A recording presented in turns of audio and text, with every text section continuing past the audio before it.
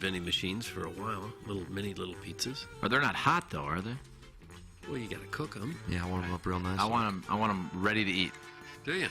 That's what the microwave is for, right there in the employee. It's too much work. Okay. I miss a good Hostess cherry pie in the vending machine.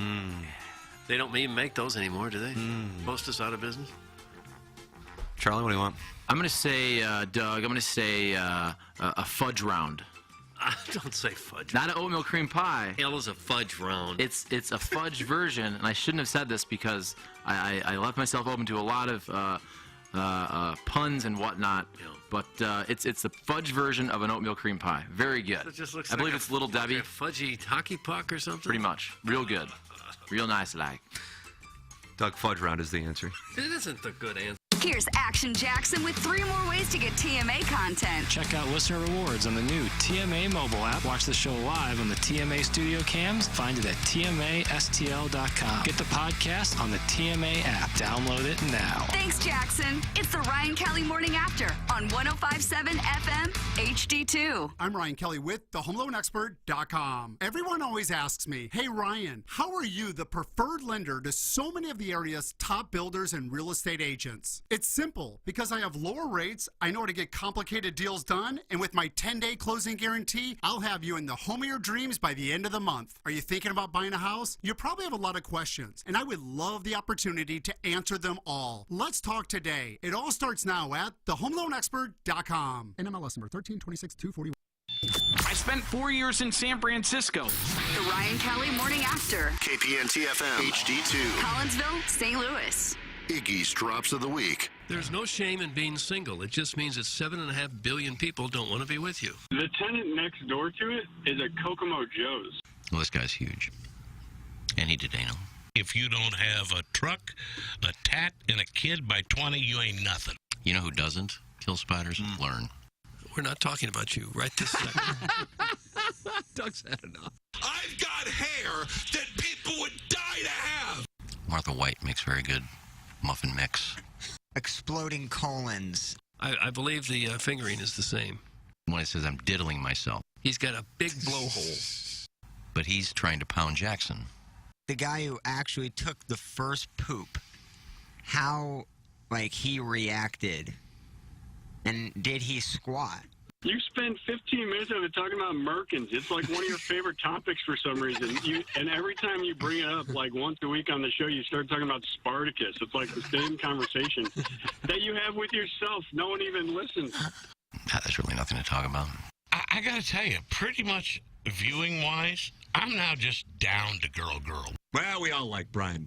She washed my balls, things like that. And when I had my pants off, that's when Plowsy walked in.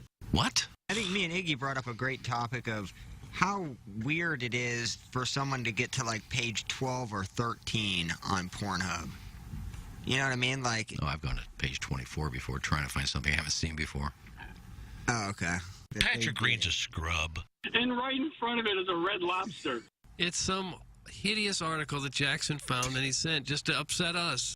Oh, here comes Ezekiel. Now, if somebody would call in and say, Iggy, you're nothing without Tim, I'd have to agree. I wouldn't go on a tirade. I'd say, you're right. 2 days ago, I did. I feel a little pricks. His wife is dripping for Tim. It was on TV of some kind.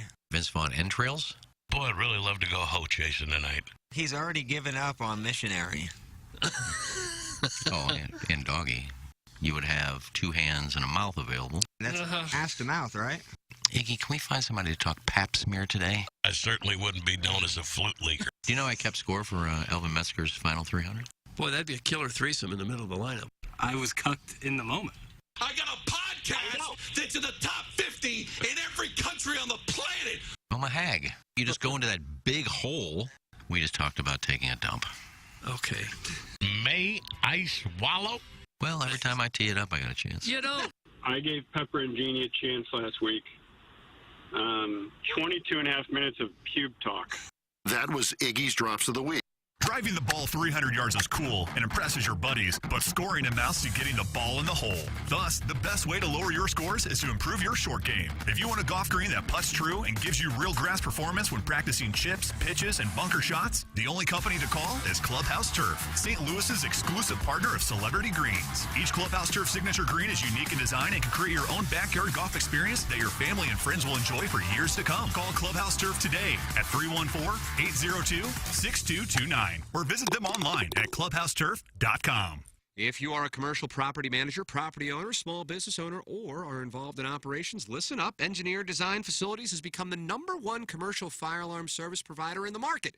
EDF's goal is to not increase your operating budget, but rather decrease it, and at the same time service your business's commercial fire alarm needs with the most experienced and competent technicians this region has to offer. Make sure your building is up to code. Email fire@edf-rg.com to schedule your systems evaluation today. That's fire@edf-rg.com. Live from the Michelob Ultra Studios, KPNT FM HD2, Collinsville, St. Louis. This is TMA All Day. Rise and shine, St. Louis. It's the Ryan Kelly Morning After on KPNT FM HD2, Collinsville, St. Louis. At the Morning After STL on YouTube and on TMASTL.com with Tim McKernan, Doug Vaughn, Iggy Strode, The Plowboy, and Action Jackson.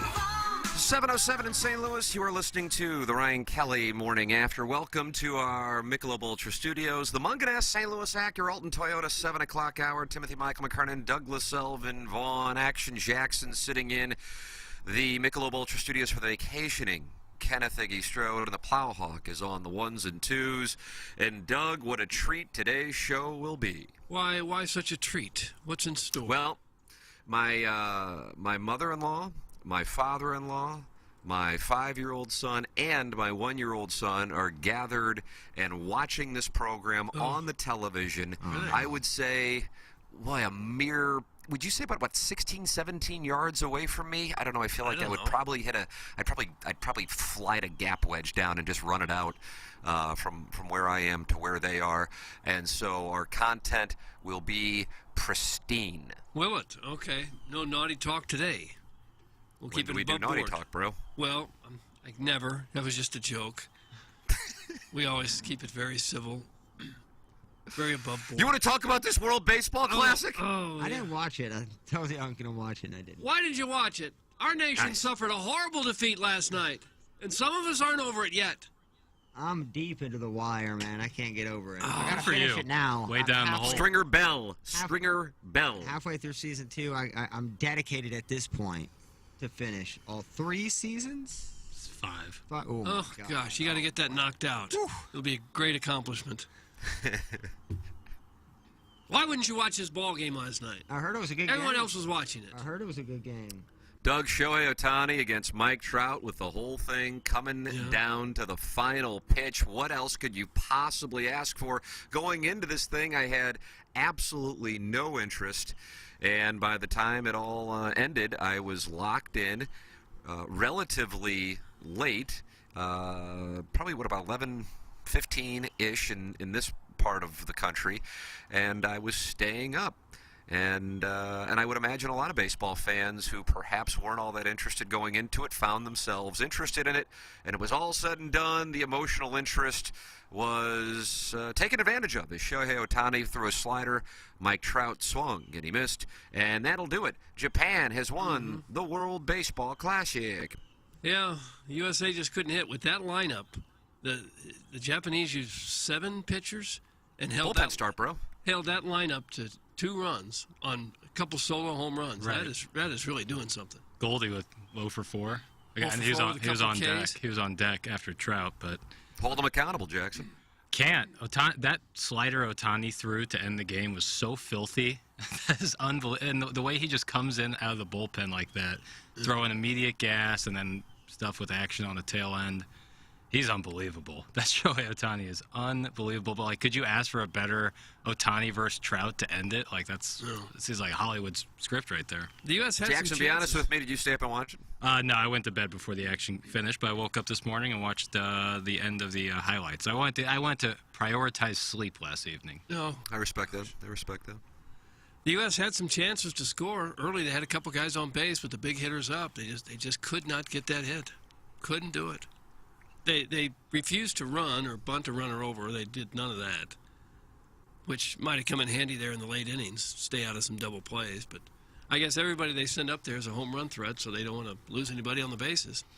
What's nice about the World Baseball Classic, too, is you kind of get a national stage for international players you probably have never heard of or kind of, if your team signs them, you're skeptical of. Now at least you got some game tape. Japan has some players, man. Like I watched them I didn't watch last night's game, but I watched them, I think, in the quarters and semis, and they are just... Lars Nootbaar. Well, he's peppered in there. He's good, yeah. Like he's peppered in there. Some of their best players, the athletes, they apparently can't get out of their contracts until they're like mid-20s. So they got some guys tearing it up in their early 20s that can't come over here yet. That they would probably be stars here, but they can't get out of their contracts. The U.S. can't, like a major league team can't buy out the contract? I don't know how all the rules work, but I know they were talking about a couple guys. One guy's been back-to-back MVPs there who just set a Japanese home run record hitting 56 in a year. And he's like 22, and they say, well, he'll be eligible to come to the U.S. when he's 25 or 26, something like that. I'm not sure how all the rules work. I just know there's some great players that you have not heard of. Remember Daisuke? I think Boston bought Daisuke's contract out. For a lot. Mm-hmm. For a lot. So it can be done, Doug. Mozeliak can get that done. Well, yeah, Ohtani came over here. Right. But I don't know what the commitment is, what the contractual commitment is, how long they have to stay. We are a legal presentation now, as we announced yesterday, so we will go through contracts of Japanese players. We're going to do that in the Appliance Discounters 8 o'clock hour. We're going to read your emails from the Design Air Heating and Cooling email of the day, the morning after at InsideSTL.com. Doug, how are the temperatures in St. Louis this morning? Do you need to call Seth Goldcamp? Probably do. It's in the 40s again. Supposed to get a lot of rain. It's 45 right now. Rain most of the afternoon and evening. It's just wonderful. Gosh, terrible. It's terrible. Just really nice. Well, if you are dealing with any issues with your HVAC system, make sure you are working with the great Seth Goldcamp, official HVAC provider of the Ryan Kelly Morning After and the Tim McKernan Show podcast. It's DesignAirService.com. Doug is a client, and I'm a client. Say, friends, why don't you become a client? It's Design Air Heating and Cooling, sponsor of our email of the day. When you go to DesignAirService.com, you click on the Book Now tab, and the next thing you know, you're working with a service tech, and they will be at your home quick, fast, and in a hurry. It is Design Air Heating and Cooling online at DesignAirService.com. Munganess, the sponsor of our 7 o'clock hour.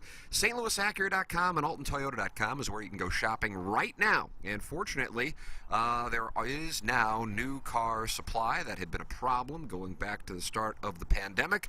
But the game has changed, and Munganess now has supply. So if you want a new car, you can order it through Munganess at StLouisAcura.com or AltonToyota.com.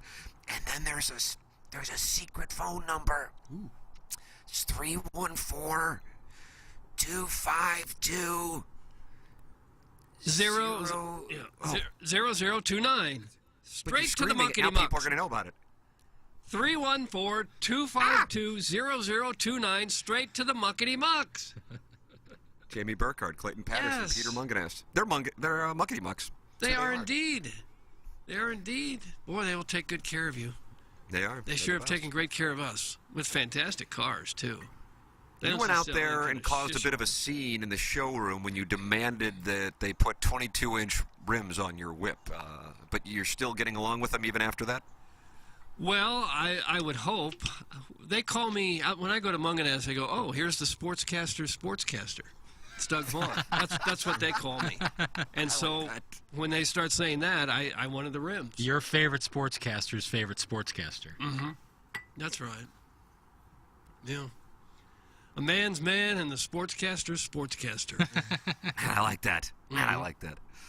It's Munganess, sponsor of our 7 o'clock hour and the Daily Fantasy Sports Showdown. Jackson, did you get Ken Strode's roster? So Iggy texted me yesterday, appreciative of me reaching out and making sure he's feeling good, and he then said that he had just woken up and he would have to look at the rosters, and I said, it's going to be match play. It just seemed like the consensus was maybe we save the money this week and then go hard. Love this. Go hard.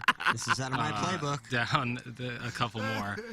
Down some of the more weeks. Maybe we really spend for the Masters. Like we really focus in. Oh wow! And do like a big roster with a big entry money lineup for the Masters. Oh. And and we both kind of agree. It's part of the fun of it is Iggy like doing his thing when he's reading his rosters. And with the match play this week, it's not really conducive to the Mungan S Daily Fantasy Sports Show. Then I'm just kind of talking right now and trying to make it sound like I forgot to cut the names out. And, Oh no! Well, the envelope thing is annoying. And you blamed it on Ken. No. This is all me. I messed up. I was the one who was. I got to monitor when the tournament starts so I know when to cut out the names, and I didn't. It's simply on me. Again, can't you just call up a computer page and I'll close my eyes? The thing is, with the point to match something? play, you're going to pick somebody that's going to play against the person you just picked. It's a whole thing. You have to. It's a strategic pick. That's why in years past I've done the envelope thing, which takes some time, and so. Well, thanks for dropping the ball on this. It's on me. Where's my camera? That's on me. I want to apologize directly. Oh, he's looking at the people. I want to apologize directly to the listeners, and we'll come back so strong, but that doesn't excuse my misgivings this time around. At first base, let me just send something to Bill for a second, then I'll be with you. Back to us when you can. Whatever. Doug, I don't know if you saw this post on the fan page, but Josh Bob Bill is upset about it. I don't know what this is in reference didn't to. see it, no. How about the loser on the fan page saying Goldie and Arenado can't hit in a do-or-die situation given 12 at-bats? That's from Josh Bob Bill. Well, I like the take. Arenado had a hit. You did? You like that? I didn't read it, but I'm just gonna hearing try it to find it right here, right now, I gotta like Josh Bob Bill. What's up? Arenado had a base hit last night. Nice. He did. Yeah, a shot to left field. How do you do? And they were facing some awfully good pitchers. Right. Did they do a bullpen start? Japan? Well, they had almost a new pitcher every inning. It's 7 of them. Yeah, I guess. Bullpen start for Japanese national team. I guess, yeah. Oh, for heaven's sakes. Eric in the Central West End, and I don't know if this is an exclusive for our show or not. I heard Ohtani and Trout made out after the game last night. That's Eric in the Central West End. Doug, you played Native American ball with his father. I did. Did he say anything to you about it? He said nothing about that, and neither did anyone else. All the players, almost to a man, all said this was like the most fun they've ever had playing baseball. I know. How about that? But they didn't say anything about making out afterwards. It was about the baseball. Did they have the crowds? Did they have a pitch clock in the World Baseball Classic? No. I feel like for those players, that'll be an adjustment. Because in spring training, they're already in process of doing it. You're already having X number of at-bats with the clock. I feel like guys in the World Baseball Classic, obviously they're professionals, but... Well, they were in spring training for a while. Yeah. I don't think that pitch clock will be suitable for them. It's not rocket science. They'll be able to do that. Well, Doug, I didn't say it was... Just get in there and pitch. Don't step out. Just get in there and hit. When's our fantasy baseball draft, Tim? I believe it's on Munsben. The 27th? Yeah, it's the 27th. That's right. That's right. Yeah, Prod Joe. Prod Joe. What a commissioner, Doug. A decade's worth of excellence. And Prod Joe, I will be paying. I went on the league safe. Uh-oh. No, nothing's wrong. I saw that it was the 28th. Or at least it said the deadline to pay was the 28th, so I thought that was when the draft day started. Oh. So I guess I'm glad I asked. I was almost positive it was the 27th. 27th? Okay. Who would you take with the #1 pick? That's a tough one, Doug.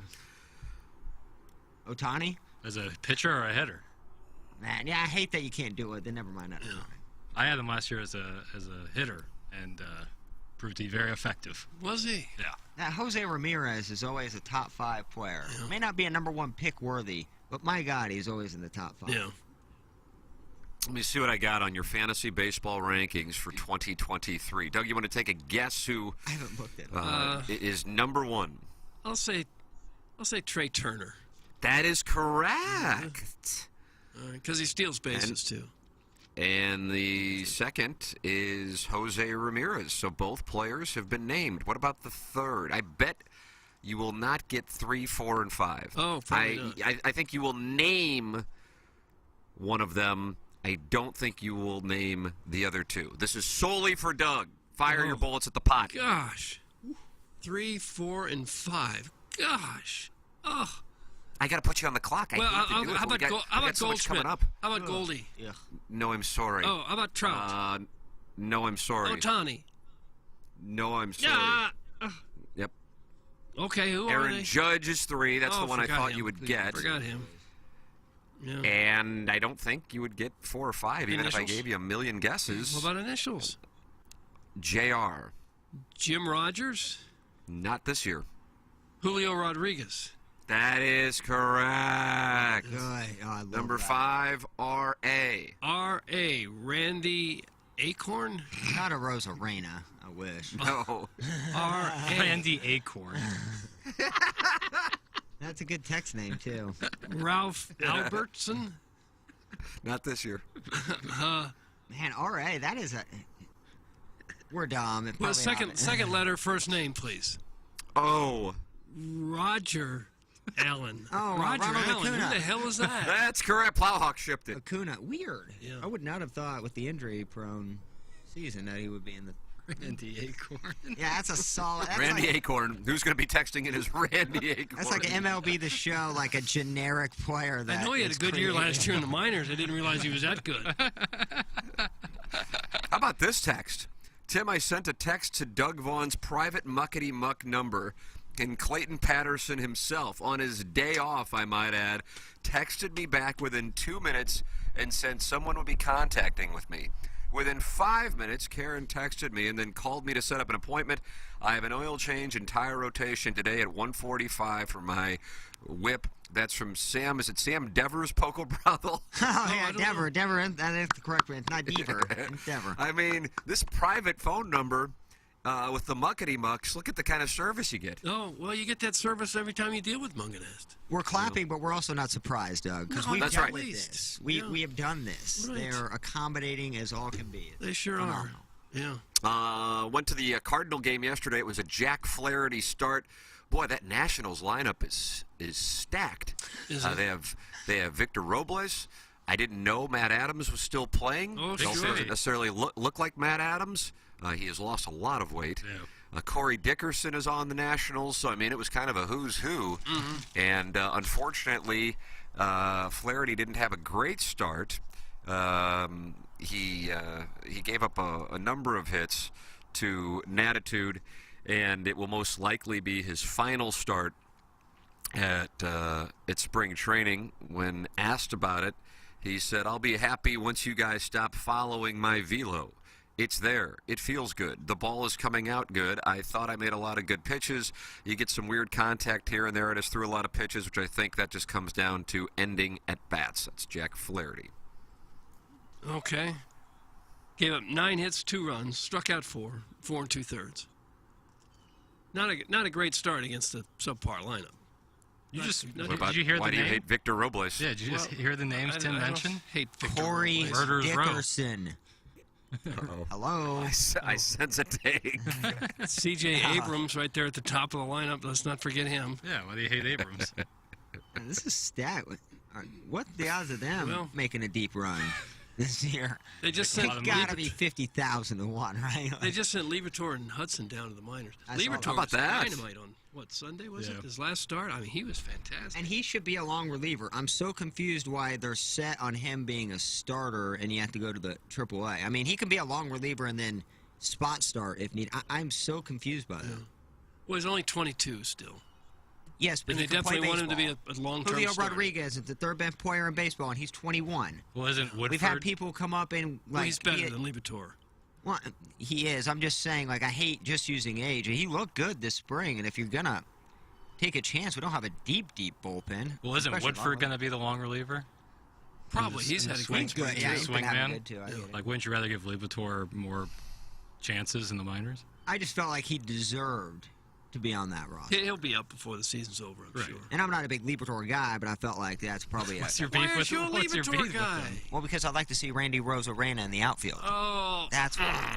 And also, he went from the 19th best prospect to, like, low 70s just by entering the Cardinal organization, by the way. Might I add. That's what happens. Might You I enter the add, Cardinal organization and he you was a top 20 drop. prospect as a Ray. Yeah. Put on a Cardinal uniform and... Yeah, don't make the sound effect for the crap. Just black diamond skiing down the hill. Black diamond skiing. I don't know. But he deserved to be on that roster. So I was surprised. The Hudson thing was obvious. Poor Dak. Well, so how do you feel about it, Plowsy? The pitching staff in general, you think they're ready to go coming off this Flaherty start? They have no choice. I mean, I think Flaherty will be fine. I really am concerned about the Mats situation. Well, he's been pretty good this spring, too, really. Yeah, it's okay. When we say Flaherty will be fine, that it could be that that's all he is. It's just fine, just average now. We found a $20 million a year pitcher. We're paying him exactly kind of what the production... You know, the shoulder injury really knocked him off course. Shoulder. Can you ever be the same after a shoulder, Doug? Especially for a pitcher. Yeah, that's a tough one. Tommy John surgery, not such a big deal anymore. Some guys come back even better. Not the case with the shoulder. Here is John Smoltz channeling Frank Thomas last night. That's soundbite number 3. Take a listen. Yeah, I got you. Hit the lever, Plowsy. I just felt the way that the Team USA roster is built, they would have to outscore their opponents to win. Bro. All right, we're immediately adding this to the collection. That's was wrong. only because of the way the roster was built, though. That is so wrong. How is that possible? That's more like you can't lose games in the NFL and win. Right. That's enough they hang their head about. Except they didn't You're play so them. caught up in filling the time with vapid BS that you actually deliver with a straight face. You can't lose games in the NFL and still win. No. I have it clicked. It's tough to. Get a load here in a Now, I have to say, in fairness to John Smoltz, I understand what he was trying to say, but then when you just read it without actually hearing the vocal inflection, it comes off as absolutely asinine and Trent Dilfer / Frank Thomas-esque. You cannot lose games in the NFL and still win. You can't. That's an all-timer, man. Never will be top. That is an all-timer. I don't know how that one can be defeated, but here is something to maybe give it a little run. Doug, here is a caller talking to Mike Francesa about the World Baseball Classic. I'd like to hear that. Hit the lever, Plowsy. So good.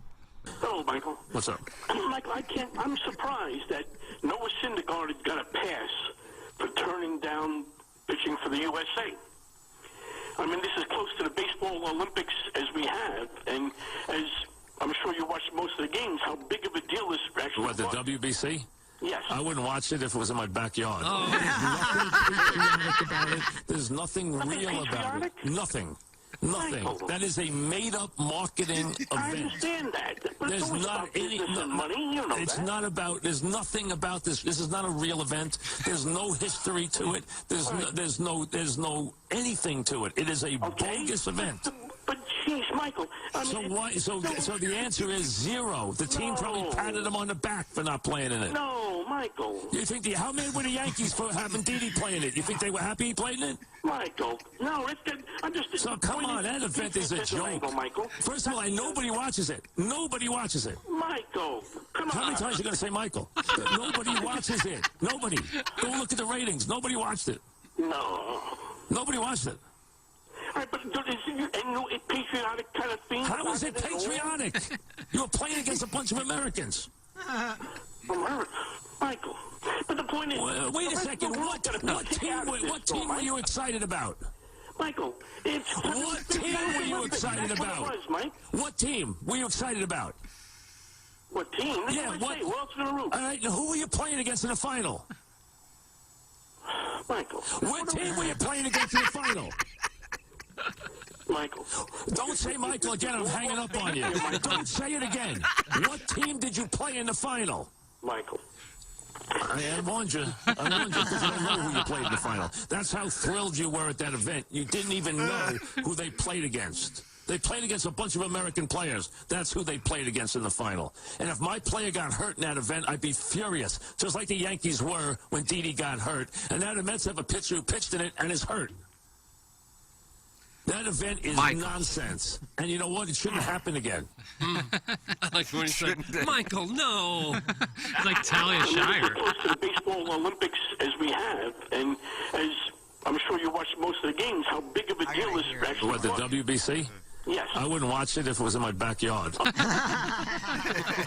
You literally sound like Talia Shire in Godfather. Was this from the last Michael, time no. they played the tournament? That wasn't just the last couple of days, was it? No, this was, I think, the one before. Yeah. When Didi Gregorius was a big hitter for New York, yeah. Yeah. It was a couple years ago. For the life of me, I don't know why people are down Michael. They were so crestfallen. Look at that. Oh, Michael, it's just absolute crest. Oh, my God. Incredible. Only he can just scream at the callers who he so desperately needs. Wouldn't watch it. Yeah, absolutely. Wouldn't watch Begins berating them. The callers are cucked by Mike Francesa on the program. Engineer Design Facilities is where you can berate us. That's the text inbox, 314-881-TMA5. We would love your phone calls if you want to call us, Michael, 636-9004-TMA. Engineer Design Facilities, fire at edf-rg.com. That is how you can contact Engineer Design Facilities. They'll have a technician come out and provide a free evaluation of your system. If you have visibility to your company or place of businesses, commercial fire alarm panel and system, it's Engineer Design Facilities. You can also check them out anytime at edf-rg.com, the official commercial fire alarm services and solutions provider of TMA. EDF's fire division is now testing, inspecting, and maintaining the fire system on all commercial kitchen and restaurant hoods, and EDF can handle all of your company's security and surveillance needs, from surveillance cameras to access card readers to facial recognition software and everything in between. It's engineered, designed facilities. And Doug, it's also Ryan Kelly, title sponsor of the show, online at thehomeloanexpert.com, thehomeloanexpert.com, Jack. Well, I hope you haven't found yourself in credit card debt, but a lot of people have, and the average credit card interest rate right now is more than 24%. Ryan Kelly and the Home Loan Expert team can help you. This over 24% interest is the highest it's been in more than 30 years. With inflation, people are carrying more debt than ever now. Put the equity in your home to work for you with a simple cash-out refinance. The Home Loan Expert, the average client, receives more than $54,000 cash out when they refi with the Home Loan Expert. You take that money out, you pay off that insanely high credit card interest that you're carrying right now. You don't need to do it. It'll ruin you. If you're looking to buy a house, if you're thinking of that, the process is not as complicated as you think it might be with the Home Loan Expert. They make the pre-approval process very easy. Get pre-approved today, the day you call in, and they will also provide a lower rate with a 10-day closing guarantee. With inflation here, people taking on more debt than ever. If you're a homeowner, leverage your equity, put the equity in your home to work for you with a simple cash-out refi, or if you're looking to buy, Ryan Kelly and his team right there to help you through that process as well. Thank you, Ryan Kelly. Thank you, Sir Mortgage. The website again, thehomeloanexpert.com.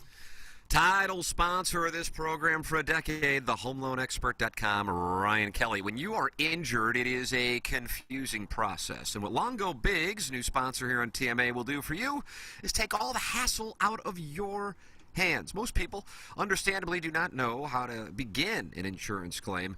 And what they will do, and this is CD and Doug, South Side guys who listen to TMA, they're going to walk you through everything. There is potentially a lot of money on the line, and they're going to help you get every dollar that you deserve.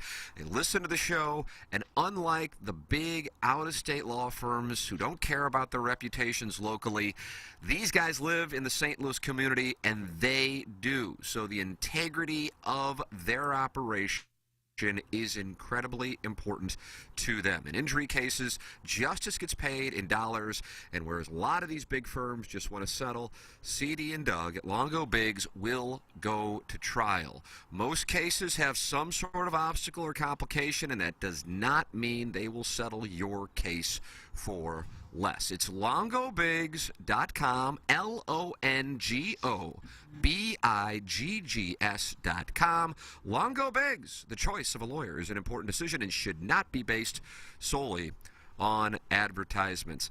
Doug, huge day yesterday for me, as I not only got to go to the Cardinal game with my wife and my boys and my father-in-law celebrating his birthday, and my mother-in-law and Cal Kennedy, who is here for that annual CYC officials convention that they host in Jupiter. I think they have people stay in Jupiter, but I think the convention is held at the Breakers. I could be wrong on that. I would but think I believe so. It's at the, Printing up the championship banners for next season already, probably. Drop out of it. We can't have another one of these. Can't have another one of these. But I also got to hang out with KG in O-Town and watch the game with KG in O-Town, and what an absolute delight KG in O-Town is, and to sit there and take in a Packy Naughton middle relief appearance with KG in O-Town. Doug, that's living, Jack. I would think that it is, yeah. How did Packy do? Did he get through his inning? I gave up a couple runs. Well, but, again, it's the Nationals lineup. You look at that lineup, who's going to get through that lineup? So I guess Packy's ready. I think he's got a spot in the pen. Mm-hmm. So he's ready to go. KG in O-Town should have a spot in the pen. KG in O-Town, because he knows with Iggy vacationing this week, and I was scheduled to take tomorrow and Friday off, not for any real particular reason, just because I'm in Jupiter and was going to take some time off.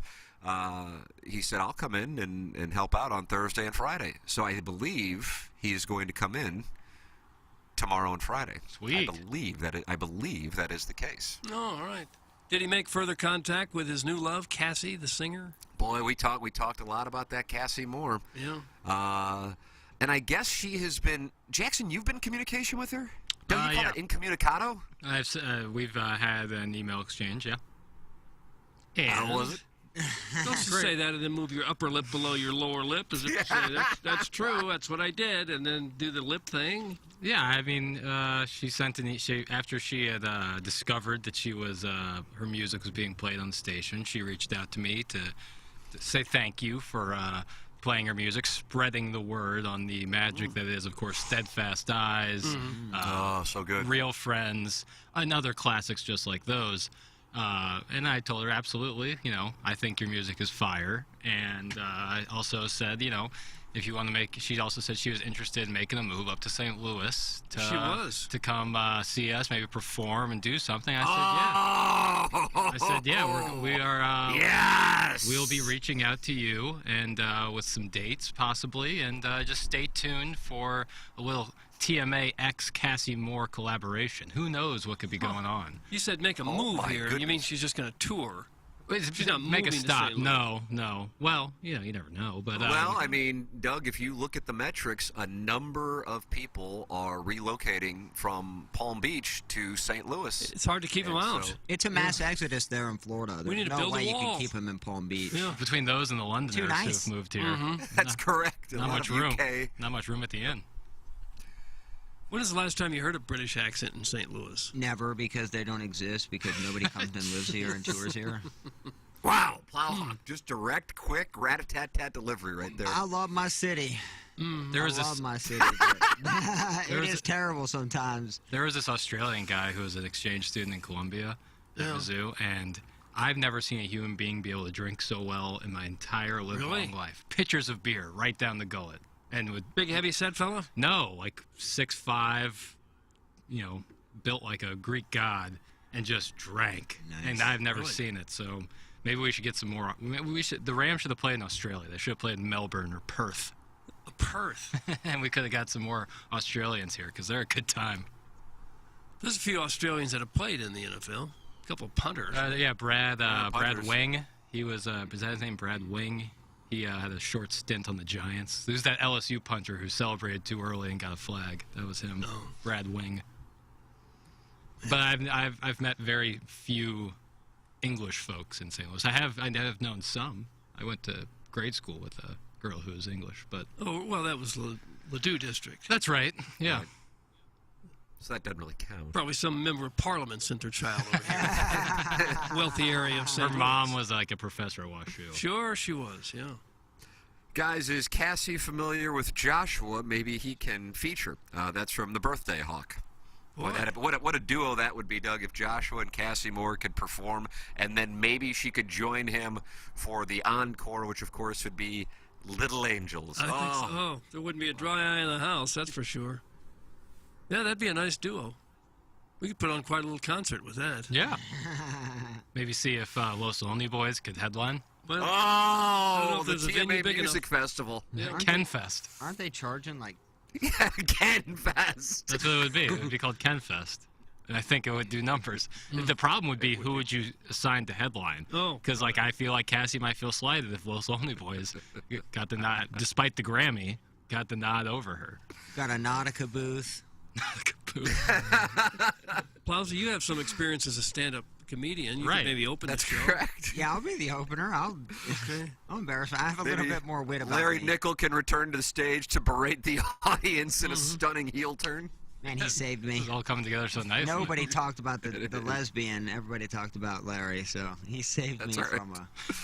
I didn't know this. I had never heard this. Due to migration, the western edge of Grantwood Village is commonly known now as Little Florida. That's from a new Is it Floor really? Eligible. Right there by Wow. Grant's Farm. I didn't know that. Is that, Grantwood Village, yeah. and that's By Grant's Jeffco? Farm. That's from No. Migration Patterns. Fenton? Is that No, in it's, Fenton? it's between Afton and Sunset Hills. If you're not, if it's not Central Corridor, Jackson assumes everything is Jefferson County. You know where Grant's Farm is, don't you? Fenton, Barnhart. You don't know where Grant's Farm is? South County. This isn't guy hates America. it? It's in South County, is it not? Well, yeah. All right.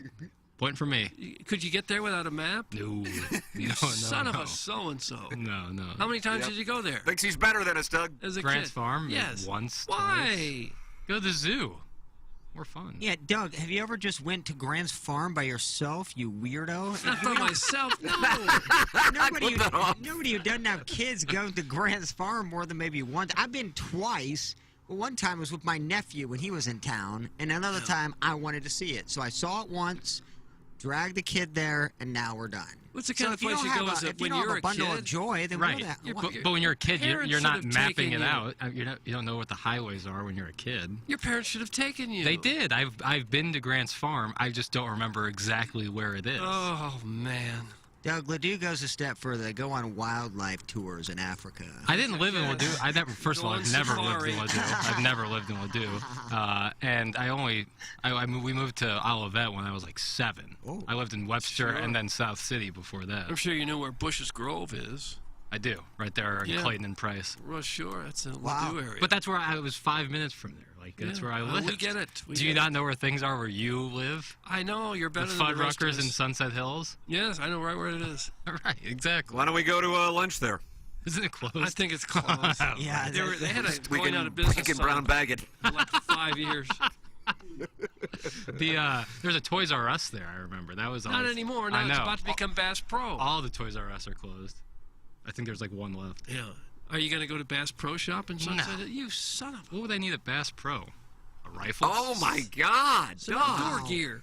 I don't. Well, Now the TMA audience is getting a little taste of what our good friends in the balloon party audience Yeah. think about Jackson with his elitism. what Yeah, are you I gonna would- go buy at Bass Pro, Doug? Some coveralls? They got all kinds of clothes. They got some good clothes. Jackson, a lot of if you ta- shoes. If you take that Bass Galoshes. Pro take to the 101 listeners, Yeah. you actually may shut down the text line. You're not going to go to Bass Pro. You don't know What where do I Grant's need at Farm Bass is. What's left? What am I gonna? I'm gonna go buy some camouflage boots. I would don't- think so. A trucker Wow. hat, maybe. You can buy trucker hats in other places besides Bass Pro Shop. Yeah, Nordstrom, I would like to go Doug. to the Bass Pro Shop in Memphis, the big pyramid. Oh, sure. Memphis is fine, but St. Louis, not so Well, much. it's like this big- Yeah, I noticed that. It's like the big pyramid. I would stop there before a Grizzly game. Yeah. Okay. Well, thanks for A Gateway supporting Grizzlies? No, Memphis Grizzlies. This Oh, is yeah, Memphis. that makes way more sense. Okay. Burke, you damn yuppie.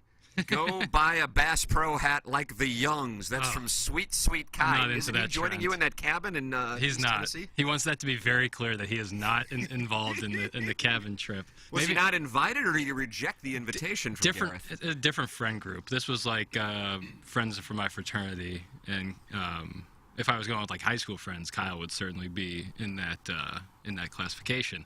But the Bass Pro Shop hat is not my thing. That is popular with the youngs. The all black Bass Pro hat with the big logo. I'm not into Why it. is that popular with the youngs? I don't know. You know how trends go. Sometimes people just pick up on it and then it multiplies, snowballs. But I'm not personally into it.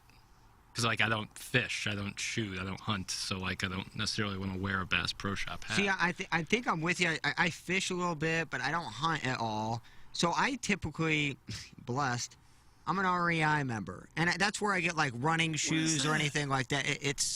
It's just your typical, like, you know, outdoor, all-terrain And you belong to store. this organization. Well, it's My goodness. Also a season ticket holder at Six Flags. You don't pay. Is What do we everybody got making going $1 on million here all bucks of a here but sudden? me? There's a little elitism here. I'm a man of the people. I have a carport. Gosh. If you spend over a certain amount, you get to join the REI. It's not a monthly subscription, though. Now, I do pay $14 a month for Six Flags, so Must be nice to have that kind of disposable income. just letting you know that comes out of the credit card. It does. Good morning, Tim. The South County poors treat going to Wallys in Fenton like it's Disney World. Thanks. That's the Hunchback of Von Castle. Is that correct? They take time off and Yeah. go to Wallys? Have you guys been to Wally's? I have. The one time I It's went nice. there, The gas people were station. getting barbecue as if they're in Memphis. Yeah, like they it's never had it dude, before. You're right by the Slurpee It is machine. cool, but This like is not as cool as you think. they have like 10,000 different kinds of jerkies. I've never seen so much beef jerky. No, in my I don't life. need that. I don't need beef jerky. You like beef jerky? Not really. Yeah. Weren't that like Caddy Quarter or Huntley? The Wally's? No, it's out Oh, there no, where the it's in- Chrysler plant used to be. By Riverside. Oh yeah, that's the See, I know where that is, Doug. You know, No, you know where Tampa Guys, Window everyone is. wants to think that we have it so easy living in Ladue, but Log Cabin doesn't have a driving range, so we have to warm up at St. Louis Country Club before we can even play around. This life isn't for the majority of the poors on the fan page. Thanks. That's from the 314, who I guess is a member at Log Cabin, Doug. We have a lot of listeners at Log Cabin. There's like 85 members total. you know any of the Yeah, I members think most there? of them listen to the show. Yeah, they pipe it in. I do know. Of course, you got I good do, friends I do there. know Wow. family Sure you do. who are Tim, members. There it is. We're a Log Cabin. I know people. I have a friend who. Who belongs there? I'm not gonna Why give out not? Govies. I think he ended up going to Harvard. Oh, that bastard. Wow. My God. Mizzou not good enough, huh? I was thinking about getting a Twilight pass at Riverside, and that just made me feel bad. Gosh. The elitism is just off the charts here today. Yep. I don't know. Yep. I've never played Log Cabin. I've never played STLCC. I've never played any of those places. They don't let me on. I can look. Yeah. It's just upsetting to me. I need to get a quick 9-minute log. Is the course really nice, or is I it just haven't- really It exclusive? probably isn't. Twilight rates. Yeah, do you have you ought to call there and see if they have a That's Twilight package this year. It's like when you ask the people at Bell Reef, they had an ATM inside. What if like the golf apps where you can find like the cheap rates on like Golf now, baby, golf now. Hot deals. It's like I can't find you guys on the Golf Now app. Are you guys booked? You They guys would just Call say- Log Cabin and say you just got your Grint ID and you would like to get compare and contrast Twilight rates. I wonder if you guys are. Do you do a thing Cart with included. Groupon? Do you have a Groupon? With that? Do you think they would really get mad, or They would just hang up on you. Because it'd be so clearly be a troll. A Groupon at Log. It's like for a foursome and a hot dog or something. Be sick. and they would look down their noses at us? Just like Jackson is doing right now. It's so unfortunate. I didn't mean. I was a little. I thought I swore Grant's Farm was in like Fenton. No. No, it isn't. Grants Farm South. It isn't at Fair all. enough. You know where Coriezo is? Probably not. Probably not. Corey Azu. I'm thinking of a different. Is that the one Central West End? No, it isn't. That's the Oh my God! That's Rosati Kane. Wow. That's Rosati Kane. That's across the Rosati street Kane. from Grant's Farm, pretty Is it? much. Okay. Pretty much. I know where Visitation is. Oh, That's what Lord. to do. Of course. Village that of a Shen. I know where that is. Wow. You know where Heiny Mighty Park is? Afton? No, it isn't. Ah! Is that the one with the dogs?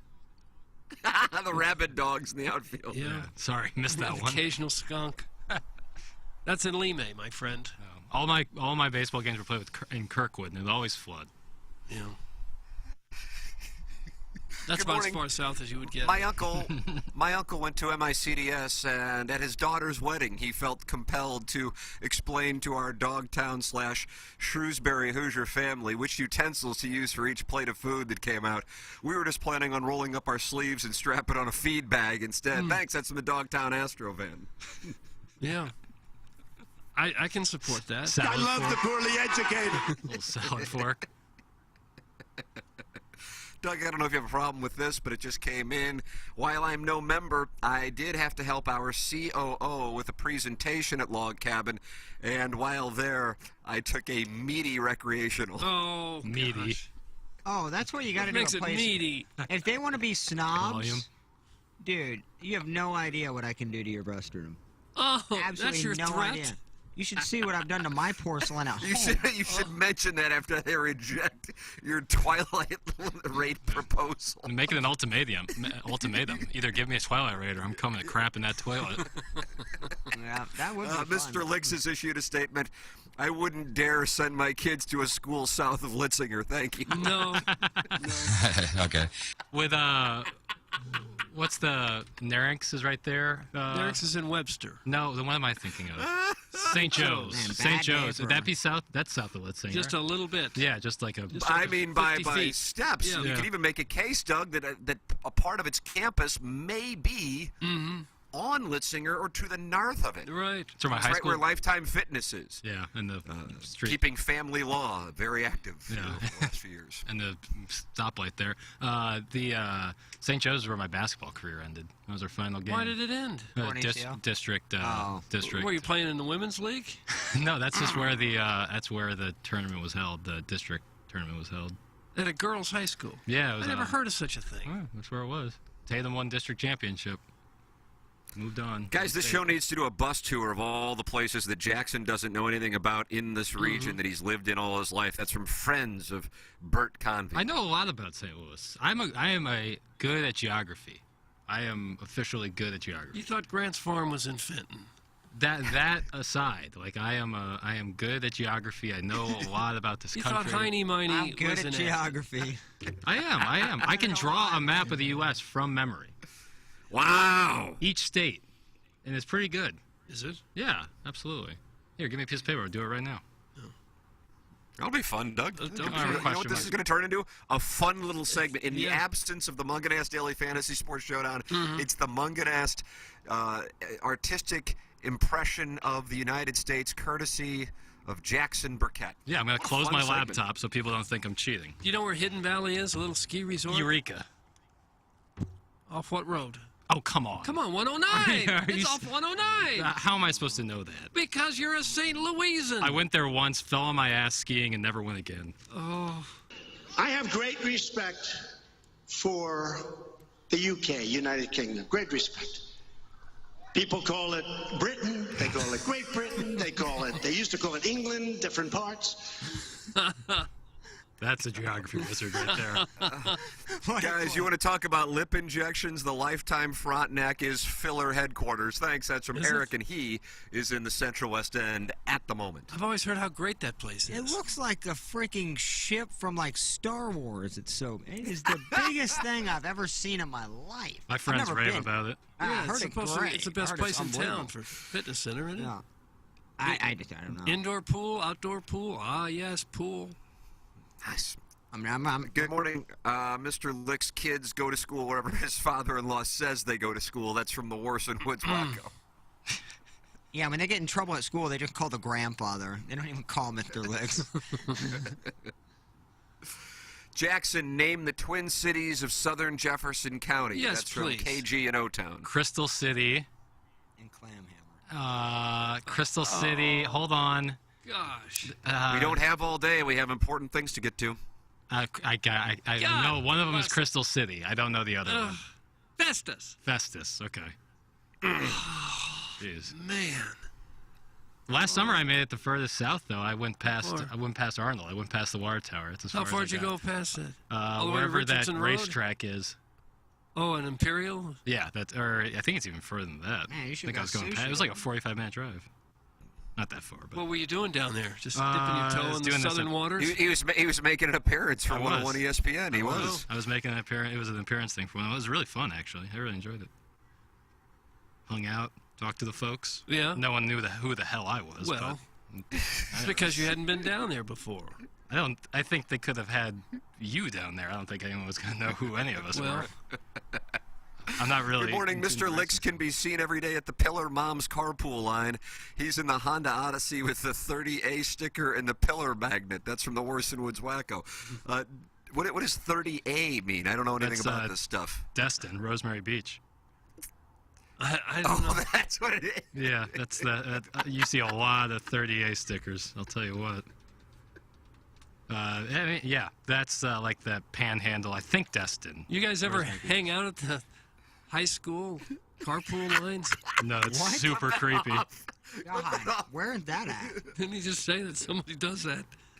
Yeah, Worson Woods Wacko says that Mr. Licks is in the carpool line in a Honda Odyssey at Our Lady of the Pillar. Doug, that's just to the north of Chaminade, right there on Lindbergh. And he's got a 30A sticker and a Pillar magnet on his Honda Odyssey. I mean, these guys obviously know each other very well.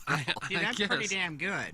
Look at that. Jackson's proud of the map he did. Texas is a little. Oh, did you put that up on the YouTube? Let me take a gander.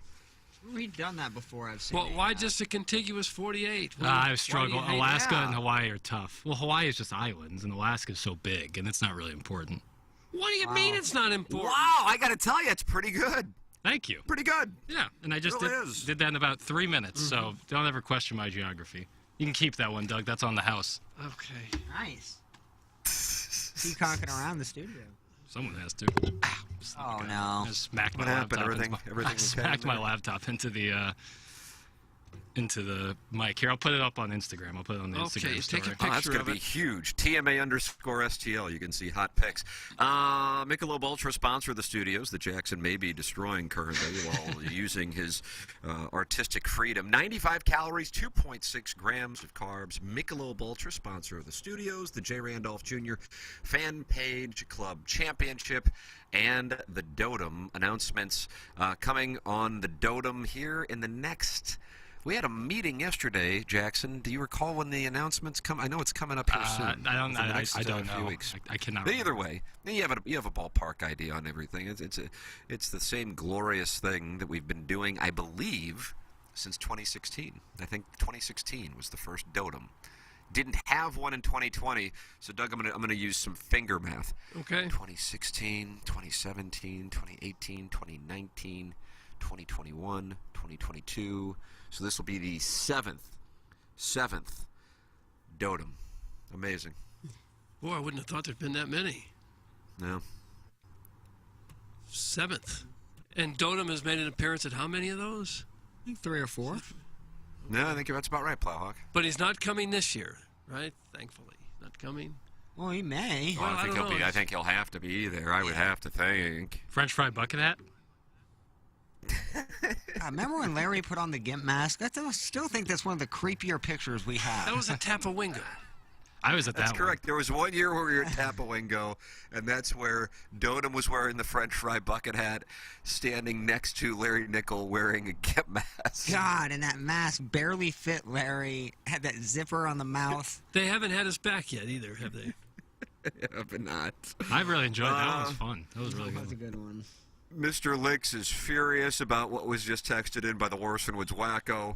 I will not be blasphemed. My kids do not and will not go to Pillar. I do not go to the Tom's Coffee Truck. I do not drive a Honda Odyssey, let alone a non-European car. Worson Woods Wacko needs to meet me at the Frontenac Starbucks now. Balance sheet in hand. This guy needs to stop hiding behind his keyboard. So Mr. Licks is demanding that the Worson Woods Wacko meet him at the Frontenac Starbucks. Doug, do people show up at that thing with their balance sheets? I guess they don't fight. They just show their net worth. And I just got done paying off a Honda Odyssey, so let's calm down there on the Honda Nothing wrong with that Odysseys. car. It's an 08. That's a minivan, isn't it? Yeah. Sick. I like the declarative statement of my kids will not go to Pillar.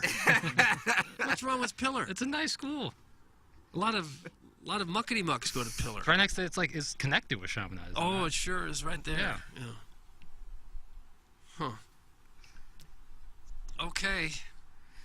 Man. The Herculaneums sometimes go to the Budget Inn Express across from Ameristar for spring break staycations. I went there to drop a grumpy once, and all the hill people were shopping at the snack shelf in the lobby. Thanks. That comes from, hey, you guys want to watch me draw a map on the radio? That might never have been done before. Yeah, and it was outstanding. Yeah, the Budget Inn Express across from Ameristar. There's nothing wrong with a little staycation. No, if that's what you can afford, that's probably a good time.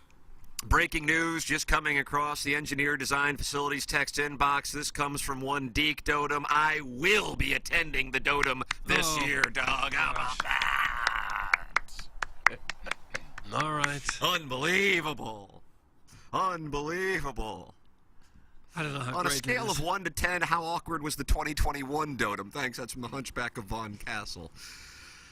That was the one where Rockio would read the ever-changing copy, as there was an attempt to sell us, right? Yes, yeah, that was accurate. Play with people. Yeah. That's what happened. Yeah. Yeah. And the putting green was free.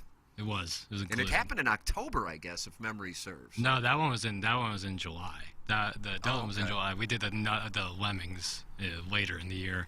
But yeah, that one it was like 102 degrees outside, super hot. That's where you showed up to play with a foursome that had bought you and then had no idea what you were talking about when you arrived. That's right. I wish I would have. Yeah, they said we didn't spend a nickel on you, and nor do we know who you are. I said okay. So did you turn rear and? I play with you guys. I play with you, your son, Ricky Putz, Tim. Oh yeah. Oh, Ricky Putz. Yeah, Ricky Putz, great guy. Oh, this is the one where we hit into Cam Jansen's group. Yes. On number 9. Doug, let's pull up number 9 at Gateway National. Okay. And as you can see, it's a very short par 4. Probably borderline irresponsible to hit driver unless you have the supple hands to handle a 60 to 80 yard approach. And there is a bunker, if you're looking at it, you're looking at it on the right side. And that bunker is a little elevated, and you cannot see people directly behind the bunker. Me and your son, Greg Vaughn, both bombers, obvi, did not see Cam and his playing partners behind the bunker. We struck our ball, and it flew, as it is often the case, long and beautifully, and Cam and his playing partners emerged from behind the bunker like it was all quiet on the Western Front, except as opposed to surrendering, they wanted to scrap. And I didn't think that was in our best interest. No, I didn't like our squad versus theirs. Were they legitimately angry? Cam was fine. Yeah, it turns out, because I think Cam either called into the show the next day or texted me, and he goes, dude, they were really pissed. Yeah. But, I mean, I would never, ever hit into somebody if I saw him out there. I mean, just never. Now, I know Iggy likes to send a message with a wedge, but I would never hit into anybody. It seems like a funny thing to do, but if you ever get hit with a golf ball, that's serious stuff. No, never. Cam was fine. Cam was trying to diffuse the situation because, and your son Greg just kept laughing when the guy was yelling at us, and that didn't make him any happier. No, it was so funny. So. It was so funny. That's what he would do when I would yell at him too when he was a kid. Just laugh. Yeah. It's a good strategy. Mm-hmm. Good morning. The October Lemmings that year was in 40-degree weather with a steady 30-mile-an-hour hawk and some rain. That's the one where Tiffany Smooth and her friends showed up in shorts and a collection plate was passed around so they could run to Walmart to get some pant. That's from Al in Dadeville. Oh, I seem to remember that, yeah. And Iggy caught a bunch of fish at the pond right there. That was that was at the Dotem. Yeah. He kept. I was really nervous he was going to fall into the water because he was right there on the edge, and I thought one strong fish might pull him in, and we'll have to fish him out. I was nervous about that. Warson Woods Wacko says Here's Mr. Licks' annual schedule. Spring break, Trout Lodge.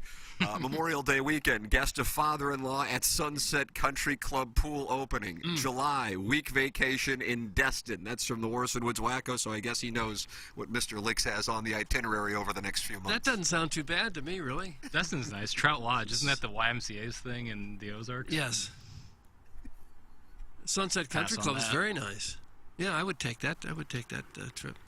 Yeah, a week in Destin's nice. I like Destin. A lot of bike riding. People like riding bikes. Yeah, I like Destin.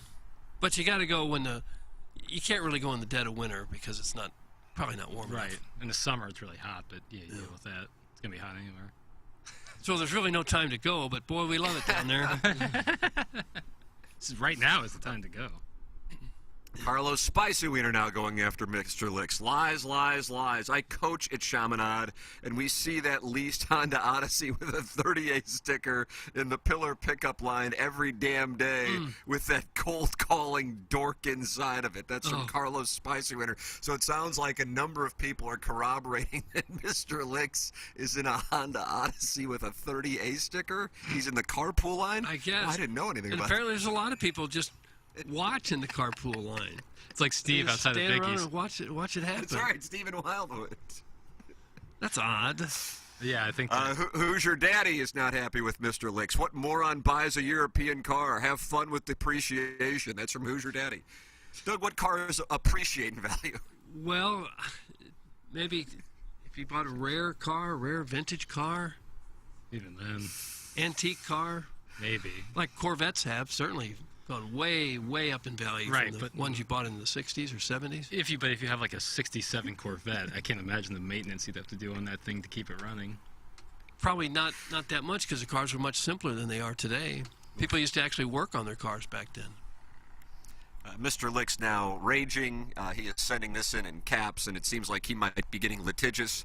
Do not ever say on the show again that I go to Destin. That is from Mr. Licks. Like that's some sort of insult? You went to Destin. You went to Destin. People love Destin. Destin's packed. It is. It's packed to the gills. Yeah. Nothing. There's nothing. What's Mr. Licks' idea of like? It's Florida without having to drive another 10 hours. Barbados or bust? Like, come on. I think he's a St. Bart's guy. I assume he's a St. Bart's guy, unless he's been misrepresenting his wealth, and he actually is calling in right now from the Our Lady of Pillar carpool line.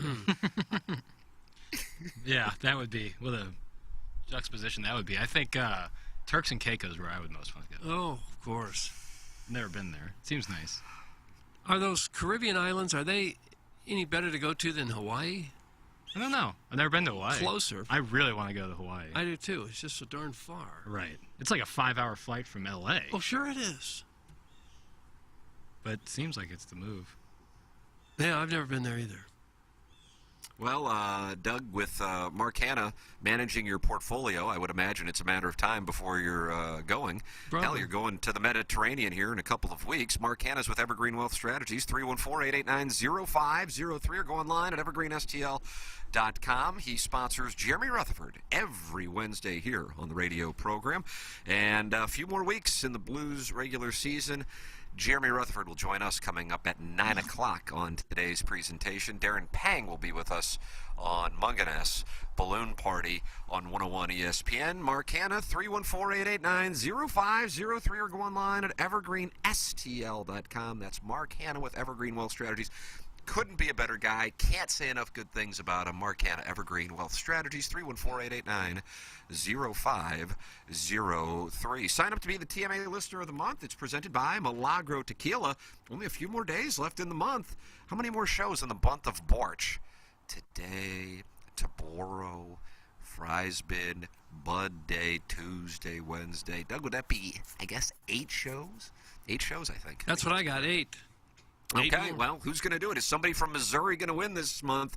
TMASTL.com. It's the Milagro Tequila Listener of the Month. Welcome to a brighter side of tequila with Milagro. All right, we'll take a commercial break. Close out our Munganess, St. Louis Acura, Alton Toyota, 7 o'clock. Our Timothy Michael McKernan, Douglas Selvin Vaughn, Action Jackson in the studios, the Michelob Ultra Studios for the vacationing Kenneth Strode, and the Plowhawk on the 1s and 2s. This is the Ryan Kelly Morning After from the Michelob Ultra Studios. The Tim McKernan Show podcast, featuring long-form interviews with people from the world of sports, politics, and entertainment. And our guest today, Bill McClellan. Thanks so much for coming in. Hey, my pleasure, Tim. What's up, Caden? Hi, how are you? Joe Buck, our guest today. Man, it's like I haven't seen you in years. More than 500 episodes and counting, and it's available wherever you get your podcasts, including the TMA STL app. Get the app now at TMASTL.com. Live from the Michelob Ultra Studios, KPNT FM HD2, Collinsville, St. Louis. This is TMA All Day. I'm Ryan Kelly with thehomeloanexpert.com. The average credit card interest rate is over 24%, the highest number in over 30 years. And with inflation skyrocketing, people are taking on more debt just to get by. But if you're a homeowner, you shouldn't have to live like this. It's time to put your equity to work for you with a simple cash-out refinance. Our average client received over $54,000 cash back at closing. It all starts now at thehomeloanexpert.com. The Home Loan Expert LLC, NMLS number 1326241. If you are a commercial property manager, property owner, small business owner, or are involved in operations, listen up. Engineer Design Facilities has become the #1 commercial fire alarm service provider in the market. EDF's goal is to not increase your operating budget, but rather decrease it, and at the same time service your business's commercial fire alarm needs with the most experienced and competent technicians this region has to offer. Make sure your building is up to code. Email fire@edf-rg.com to schedule your systems evaluation today. That's fire@edf-rg.com. Okay. Hot takes. Yeah. Pepperoncini. Pepperoncini. And now the Pepperoncini Show with Darren Atkins and Ken Strode. All right, take it, fellas. There it is. That's the open. Pepperoncini. Pepperoncini. Pepperoncini. Pepperoncini. Pepperoncini. Pepperoncini. Pepperoncini. Pepperoncini. We don't know what it is. We don't understand the name. We just know it's stupid. And it's available every weekday, featuring Iggy and the Plowboy. Apparently it's some kind of a podcast or something. Available at TMASTL.com and on the TMASTL mobile app. Whatever. Hey, this is Tim McKernan of TMA, and I am thrilled to have new clients on board Longo Biggs Injury Law. CD Longo and Doug Biggs. And Doug, the thing I want our audience to know is that you guys are local and you guys are different. Tell our audience how you're different. Yeah, Tim, both CD and I are from St. Louis area, born and raised in the South City area or the South County area, and we are also thrilled to be part of the TMA family now. If anyone signs up with us for an injury case, their case is treated like they are family. We get to know you, we get to know the ins and outs of your case, and make sure we represent you like you are part of our family. We're not like one of the large firms in the area who might take your case and just treat you like another number or another file. You'll get our personal attention. It's either CD and I who will handle your case directly. And if you are injured in an accident, please remember us. You can visit us at longobiggs.com, and that's Biggs with 2 G's. The choice of a lawyer is an important decision and should not be based solely upon advertisements. Urban Dictionary defines thirsty as purposely, knowingly, and recklessly attempting to gain fame to boost self-esteem. So, are you thirsty? Well, TMA has you covered. Become a part of the 2023 TMA Listener of the Month Club. You nominate yourself for a monthly award. And if you win, you get recognition and stuff to help you satisfy that insatiable thirst. We're talking January, February, March, April, May, June, July, August, September, October, November, etc. Go to TMASTL.com or the TMA app. Give us your name, a photo, and other pertinent information. Tell us why you deserve to be TMA Listener of the Month. And if you don't want to use your real name or photo, we don't really care. The TMA Listener of the Month. Get recognized just for being you or fake you or whatever. Quenched by Milagro Tequila. Welcome to the brighter side of tequila with Milagro in the morning after on KPNT HD2. Biggie's Restaurant and Bar has been a staple of the community for over 30 years and is serving your favorites like the steak sandwich, waffle fries, and so much more. It's not just the food that's rocking. With a full bar and patio, Biggie's is the perfect spot for lunch, dinner, and a little laughter. Biggie's original hours are back. Open 11 a.m. till midnight, Wednesday, Thursday, and Sunday. And 11 a.m. till 1 a.m. on Friday and Saturday. Check out the full menu at biggiesrestaurant.com and stop in today.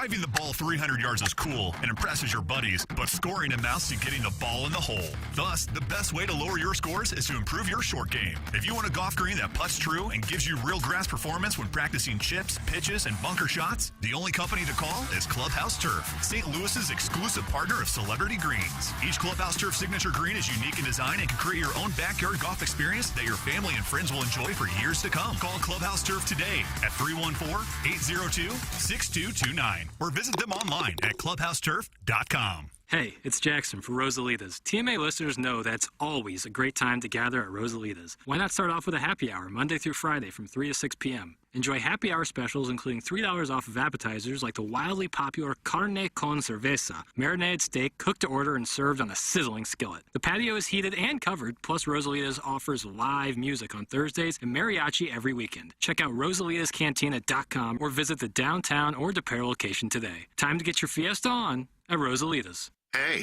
if you like the morning after, check out Balloon Party on 101 ESPN. HD1, by the way. It's sports talk with Tim McKernan and Action Jackson from 10 a.m. to 11 a.m. each weekday, right after the morning after. It's the worst named show in the history of radio, but the content's pretty good, so check it out on 101 ESPN or get the podcast on the TMA app. You gotta be on acid to understand what's going on this show. The Ryan Kelly Morning After. KPNT FM HD2. Collinsville, St. Louis. Let's do this. Let's do it.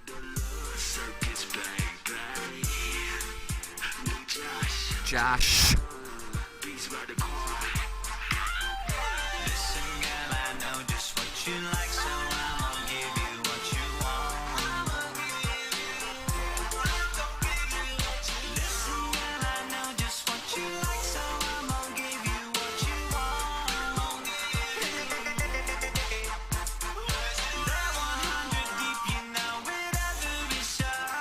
Joshua?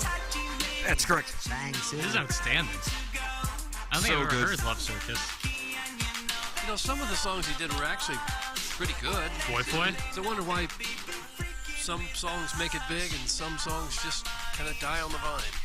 Marketing. I felt like his album, which was titled Love Circus or Circus of Love,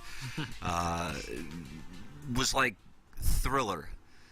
Was there a bad song on it? Sure, there were more popular songs. You know, you have Billie Jean, you have Beat It, and of course Thriller.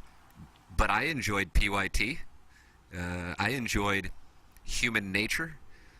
Was Say Say Say with Paul McCartney on that album, Doug? I don't know. Say Say Say, Paul McCartney and Michael Jackson. Thriller is the best-selling album of all time. Is it? Mm-hmm. And I feel like Love Circus or Circus of Love It didn't get a should be. No. But he had some individual songs that were okay. That sounds like something you'd hear on the radio. I just don't know that it got any traction. It did on 1380 AM. Yeah, which is all that it matters. was big for us for a while. Yes, that song with Paul McCartney is on Thriller. Yeah. See what I'm saying about that album? Yeah. Well, Big Appliance Discounters 8 o'clock hour, because if you're watching on YouTube, somebody's got a big banana they finna deep throat. That does look good. Look at that. I'm guessing your in-laws aren't sitting right there next to you anymore? I went into our house for the commercial break to see my boys again, and because they were up early in the morning with me before anybody else was up, and Anna Marie said I turned off the show. No. Yeah. And that was good on her. And that I think it was the segment where Jackson drew the United States that turned her off. Why? That's a great segment. That was great. It was a great moment. And then you have the privates tracing contest going on between Mr. Licks and Wood's Wacko. And who has money, and I guess they're going to be fighting at the front Starbucks with their balance sheets. Mm-hmm. So we've got that going on as well. Just so much wonderful content on the program today. It's a program that solicits your involvement. 636-9004-TMA. If you're going to call in, if you could text in to let us know you're calling in, because then the Plowboy needs to stare at the phone lines. Because nobody's in the Horton Watkins studio with Jackson filling in for the vacationing Ken Iggy Strode. That's right, yeah. Yeah, it's tough right now to answer the phones. I guess we could like install a line literally right next to me, but then I'd be answering the calls on the air, which I've done before. Yeah, why not? Although the phone line... my sources tell me that many of the calls are from one person. Yeah. So my sources tell me. Very accurate.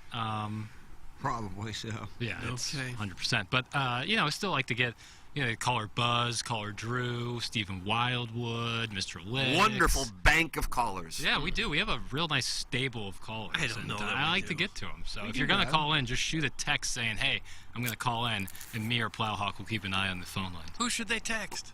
The show. Do they know that text 314-889 TMA5. 881-TMA5, I'm sorry. Right there. I just performed a circumcision on this banana. Mazel tov. That looks solid. Looks like there's nothing like a perfect banana, like no brown in it, just like pure yellowish white. That's money.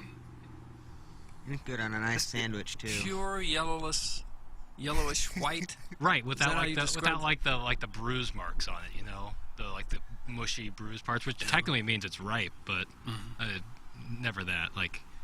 I honestly take it a little green over a little brown. That's me though. Supposedly healthier, I guess, maybe. Is that right? Is that true? I've read something that green bananas are healthy for you. Somebody will check Hard on to that. Either way, whatever you do, make sure your kitchen is full of the proper color of bananas and appliance discounter appliances. If you're in the market for an appliance, look no further than Appliance Discounters and their 80,000 square foot warehouse full of GE appliances and other major brands ready for delivery. Shop online at theappliancediscounters.com, where pricing has been adjusted to beat the competition. It's the Appliance Discounters. Doug is a shopper there, so am I. And that is with the great John and Denise Bradley of the Appliance Discounters. 5 St. Louis area locations to serve you online at theappliancediscounters.com. And if you are looking to look sharp this golf season, Holderness and Bourne. Oh my goodness, the golf apparel they have for you at Holderness and Bourne. Started by Alex Holderness and John Bourne back in 2015 after they were frustrated with the lack of great fitting golf shirt options and wanted to come in and change that. And so they now have a deal for our TMA listeners. What you do is go to hbgolf.com and use code TMA15 for 15% off your next order. That's at hbgolf.com and use promo code TMA15. It'll get you 15% off your next order. It's Holderness and Bourne, new sponsor here on the Ryan Kelly Morning After. Premium interfacing, hidden collar stays, and an English cut that is modern but not too aggressive.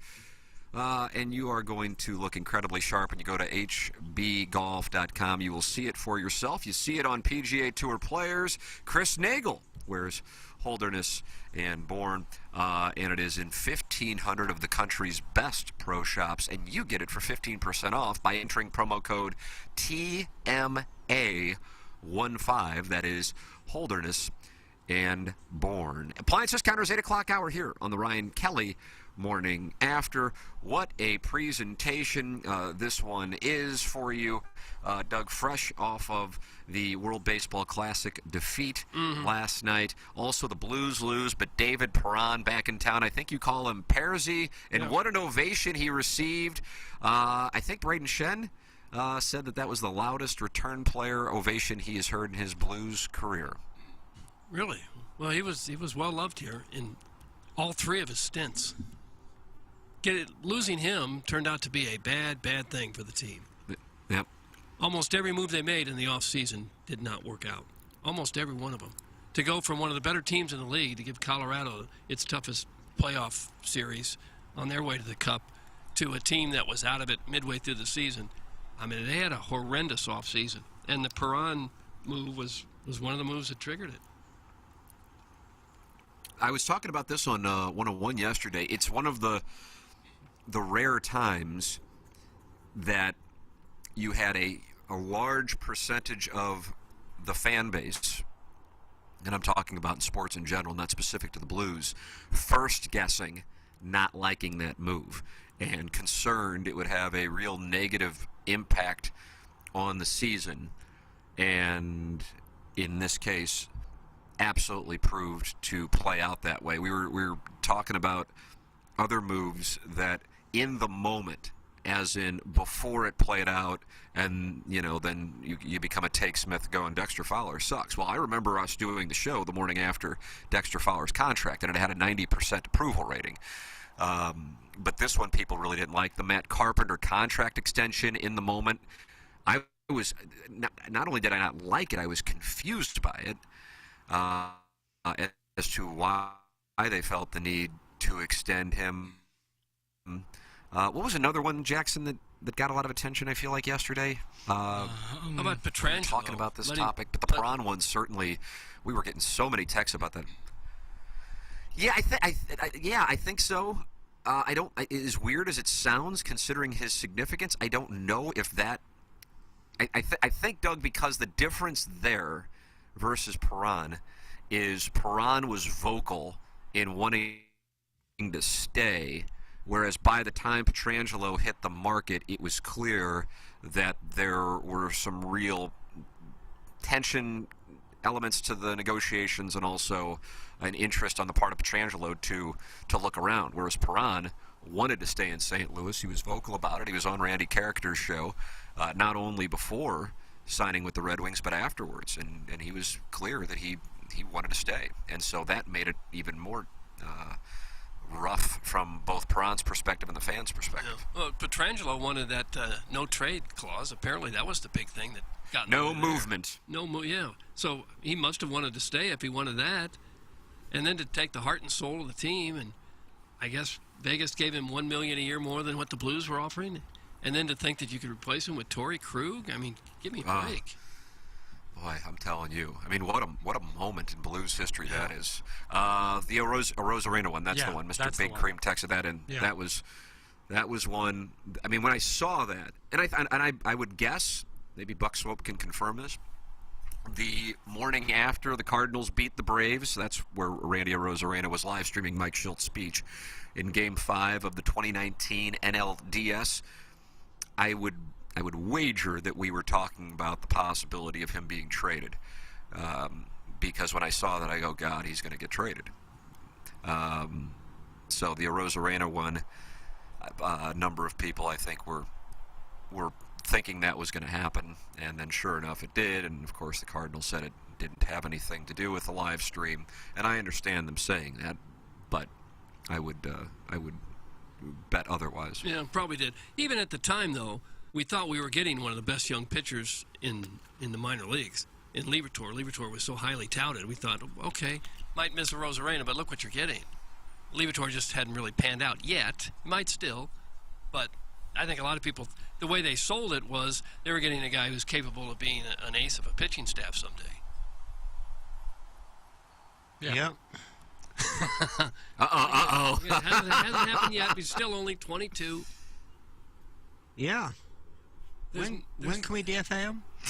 He's not going to be DFA'd. Okay, I just didn't know when that was eventually going to happen. Pitching prospects are a dime a dozen. You can't have enough of them. The game is about pitching. They're all hit or miss, though. Honestly, like 3 years. Are all players hit or miss? I don't know. I think with Randy Arozarena, he showed a little bit of promise. I don't think he was a starter or anything at the time, but he did show nothing like what he became in Tampa. Right. No, Liberatore at the time hasn't appeared in any Major League Baseball games at the time. So I think if you're making that gamble just because of an Instagram video, and look at where the outfield has been ever since, or even before that, the outfield is just a revolving door of every 2 years you give hype to, the Grichuk, the Piscotty, the Carlson, the O'Neill, the Dexter Fowlers. I mean, Pham. I mean, the list goes on and on about the outfield rotation that we've had, and we haven't had the same one for 2 years, 3 years in a row. Yeah. Well, that's a tough battle. Anybody swings and misses occasionally on a transaction. It happens to everybody. Brett Cecil, Andrew Miller, Nolan Arenado, Paul Goldschmidt. Okay, it stops there. Quintana and Montgomery. Never Contreras. mind. Yeah. Well, Contreras, you overpaid for, and I have no idea what he's going to be. So I would hold off on that. And that was a signing, to be fair. Yeah. Well, they could not have known that Arozarena would become the player that he became. No one did.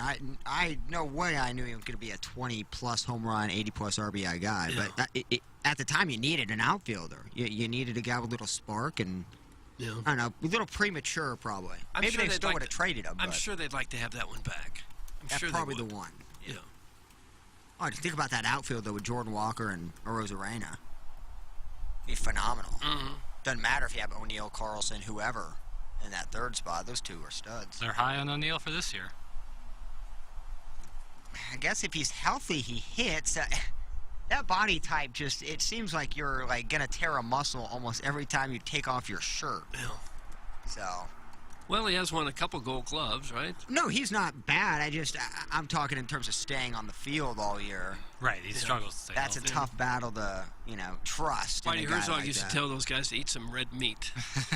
I don't know what he eats, man. I don't know how you get that big. He's vegan, is he not? Oh, I'm sure. Guys like that with zero body fat tend to usually eat salads and protein shakes and. Yeah, whatever he's doing is working. Yeah, to stay for in his shape, body, for sure. Yeah. It's just baseball being a start and stop sport that can be rough on hamstrings and Achilles tendons. And More collagen in your diet, Doug. You need collagen for those joints. what do you eat for collagen? Collagen. Cauliflower. Like what's Good answer. collagen is in what? I don't know. Sometimes I'll get a smoothie and they say, "Do you want collagen?" I said, "Yes, please. I want to feel For better." your joints. Yeah. And you haven't pulled a muscle yet, have you? What do they have, like a collagen, Yeah, it's like a hand squirter? sanitizer. All right, how many? 3 squirts of collagen? You like okay. that noise he made? I don't like some of the noises. Okay, that's enough. I like that sound effects with Okay. my takes. All right. Just something I like to do. Okay. Well, I think in the big picture, the Cardinals have to be pretty happy about what's happened this spring. Because O'Neill seems to have found his swing with Team Canada. He hit the ball very well. I think they're look at Nolan Gorman. He hits, and people hit the are ball hitting very it well. both in spring training and the World Baseball Classic. I'm with you, Doug. Donovan's been good. Edmund hadn't hit a lick yet, but I think the pitching's going to be the main concern. That's my main. I think that's the Achilles heel. Not enough. I mean, you're going to have to probably trust Dak maybe for a month. If Flaherty happened to go down, Matt's happened to go down. There's not a lot of relief there. Not a lot of depth. No. I think that's where I get them. But their offense, I mean, in spring and at the World Baseball Classic, looks strong. I just hope Walker, is able to make the opening day roster. Looked like ESPN or some of Yahoo had him as hitting second in a predicted lineup, with Donovan hitting first, I do believe. Donovan will be the leadoff. Yeah, hitter, Donovan, Walker, I think it was. I bet O'Neill will hit second. To start, I bet they'll start Walker low if he makes the opening day roster. I bet he starts in the 6th or 7th. I would be shocked if Jordan Walker is not on the opening day. Yeah, I think I would too at this point. Yeah, he just 100%. raked. they've not come out and said he's a starting left fielder, but they have kind of indicated that center field is between O'Neill and Carlson. So who else would be the left fielder? Right, exactly. Yeah, unless they're doing like a Yepez. I mean, Yepez can't play left. I mean, Well, he No. can. He's okay. He's not great. Yeah, But I would say it certainly doesn't have the ceiling that Jordan Walker does. Well, almost with like 90 to 95% certainty that Jordan Walker will be the left fielder to start the season. and I hope they just go through the growing pains because he's probably not going to have a Pujols type start. Not many people, have that. There have been some young guys. Julio Rodriguez has had a great start to his career. You can name a couple others, but I hope they don't set him down like a month and a half in because he's only hitting like 220. I think that's a guy you just got to ride. Yeah, You've I got to think let so. him grow there. He looks like a guy who someday might hit 100 home runs in a season. Well, he looks like an absolute, like a little tank. Yeah. Like he is A big tank, not a little tank. He's still growing. He's only 20. And he's now, 6'5" or so? No. Yeah, we are excited about Oscar Tavares, and I think this surpasses that in terms of just. I think Oscar still needed to grow, in terms of he wasn't as big or built. I mean, this guy, 20 years old, he looked like a Mack truck. Somebody just texted this in, and I was wondering about it as well. Since he injured his shoulder 2 Saturdays ago at the ballpark at Palm Beach, or at the Palm Beaches, he is 4 for 20. So I've been wondering about that. I went to the game yesterday. He did not play. He is 4 for 20 since hurting his shoulder, and before that, I mean, he was hitting just about as well as anybody in baseball. So that is something to keep an eye on, and if you were looking to short the Jordan Walker regular season start, and then people will say, oh, it's because of service time, but the service time game has changed since last year's CBA relative to what it was back famously with Chris Bryant, for example, and the Cubs. That is something to keep an eye on. And again, we talked about it in the 7 o'clock hour with Jack Flaherty. Now, that's a pitcher, And that certainly is much more, usually anyway, impactful for a pitcher, assuming it's in his throwing shoulder. But for Walker to be 4 for 20 is eye-opening, considering the pace he was on before he hurt his shoulder. And that really sucks, if that is something that is lingering. Yeah, definitely. If that is, you hope that there's, not as much correlation, just kind of the ups and downs of baseball, but it's a tough stat to ignore when he was hitting, he was 390 before he got hurt there. Yeah. It's unbelievable OPS, and so it's kind of tough to ignore that the shoulder injury happens and he falls off a little bit. Hopefully, he's able to right it and as he gets further away from the injury. But yeah, certainly you expect him to fall off a little bit. I mean, nobody's hitting 390 these days. Right. But there is that's been a pretty drastic drop-off. Yeah, for sure. That's a fun little story here, and it kind of ties into our show. Doug, did you read this? This is on Vice.com. Well, I don't know what the story is yet. Where do all the used sex toys go? Wasn't that Didn't read it. A Paula Cole song? Didn't she say that? Where have all the used sex toys gone? All right. Long time quote, passing. Yes. I have visions of the old Butter Mountain or the Whine Lake, and I think the sex toy one must be much, much bigger than any of those, says Lisa, the co-founder of the first ever secondhand sex toy website, Squeaky Clean. Lisa will join us on Balloon Party at 10:30. Together with her partner, Dan, they both requested to go by pseudonyms for privacy reasons. They want to help horny people realize that getting rid of used toys doesn't have to mean throwing them in the garbage. Quote, we've told very few friends, to be honest, Dan says, of their operation, which started in 2021 and now has over 3,500 users of their used sex toys. God. You know it's a tough economy when you're going into the used market for that. God, yeah. The general reaction is sort of, wait, actually, that's a really good idea. That's Dan the general says. reaction. Sure it is. At a thrift store, maybe. The market is certainly there, and it's growing. And this is why I pulled our capital out of goodorbad.com, and I invested it in Dotem's refurbished Sibian business because I spotted what's going on with Dan and Lisa and Squeaky Clean. In 2021, forecasters estimated who are these people on Wall Street? Forecasters estimated that there were 42.9 million sex toys in use worldwide. Doug, that is a very specific number. How in for the world would anybody know that? Can we get on some of these Possibly forecasters? Know that. Doug, are you moonlighting as a sex toy forecaster? No. How would anyone know such a thing? Yeah, it's a tough call. A number they projected to more than double by 2025. Jesus. So they're expecting it to be 86 million sex toys. In rotation. As someone who reviews sex toys for a living, I've noticed recent changes to sex toy aesthetics and branding as their marketing aims for a bigger audience. People in the industry have started using the term sex tech in lieu of sex toy, for example, as part of both a universal leveling up in quality and an attempt to destigmatize the topic. Companies' designs become more upscale, more gender inclusive, and brand ethos driven. A bigger audience means more toys and more toy waste. And that's why people are now refurbishing their Sibians. In 2018, Blush Novelties launched a biodegradable bullet vibrator made out of starch-based bioplastic, and why Womanizer launched a biodegradable toy in 2021. The convergence of interest in human and environmental health is happening in the refurbished industry. Environmental health. Give me a break. It's no problem. Hey, look, would you like to dump off your little bullet out in our backyard where we recycle in our compost pile people's sex toys? No, thanks. Reuse. Amen. No, thanks. There's nothing wrong with refurbishing. If it's a perfectly good sex toy, vibrant bullet or otherwise, I think you give it a second run. And this is, again, I talk about, I used to talk about Grace and Frankie quite a bit. Great show. I think season 7 was just dropped on Netflix.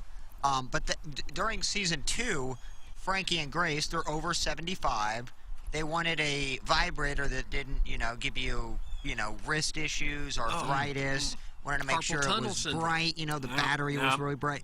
And so they also use biodegradable, materials. Also, I feel like this is kind of copying some of that model from the TV show. But I like the idea of it. Just doesn't seem like it was their idea. Not original. I'd like to know who reviews these sex toys. I think that's a wild job. Somebody does it for a living. And I think there really does need to be a Kelly Blue Book for dildos. I don't think so.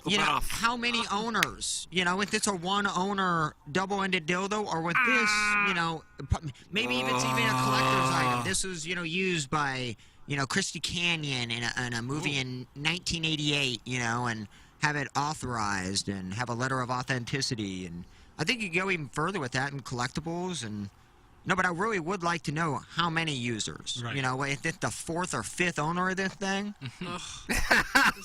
I think it absolutely does matter. When you buy a car, at that point, if it's not new, it might as well have been used by 100 Doug, when you buy a car and see it's a honey hole owned by one, older lady who kept it up very well, just went to the grocery store. Just a car that's just been sold you take the one that's been So for example, if, say, like a 25-year-old lass put her butt plug on the market versus, say, like a 52-year-old fat gentleman, who posts 100 times a day on Tiger Board, which butt plug would you rather have?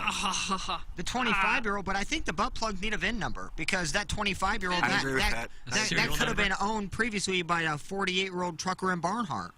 Whereas the 55-year-old butt plug may have been brand new 5 months ago. Right. You don't know that by looking at the owner. So I think typing in that VIN number on a Kelly Blue Book and kind of seeing, this, had an incident. They had a hospital visit because the butt plug got stuck.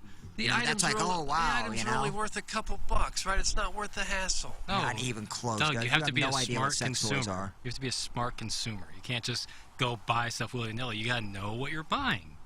Doug, you're definitely a rabbit guy. So, you going in and trying to find... guy. Yeah, you going in and trying to find the biggest hog to play with and just... I think an online support system as well. Kind of, what do you like? What do you don't like? What's your gape?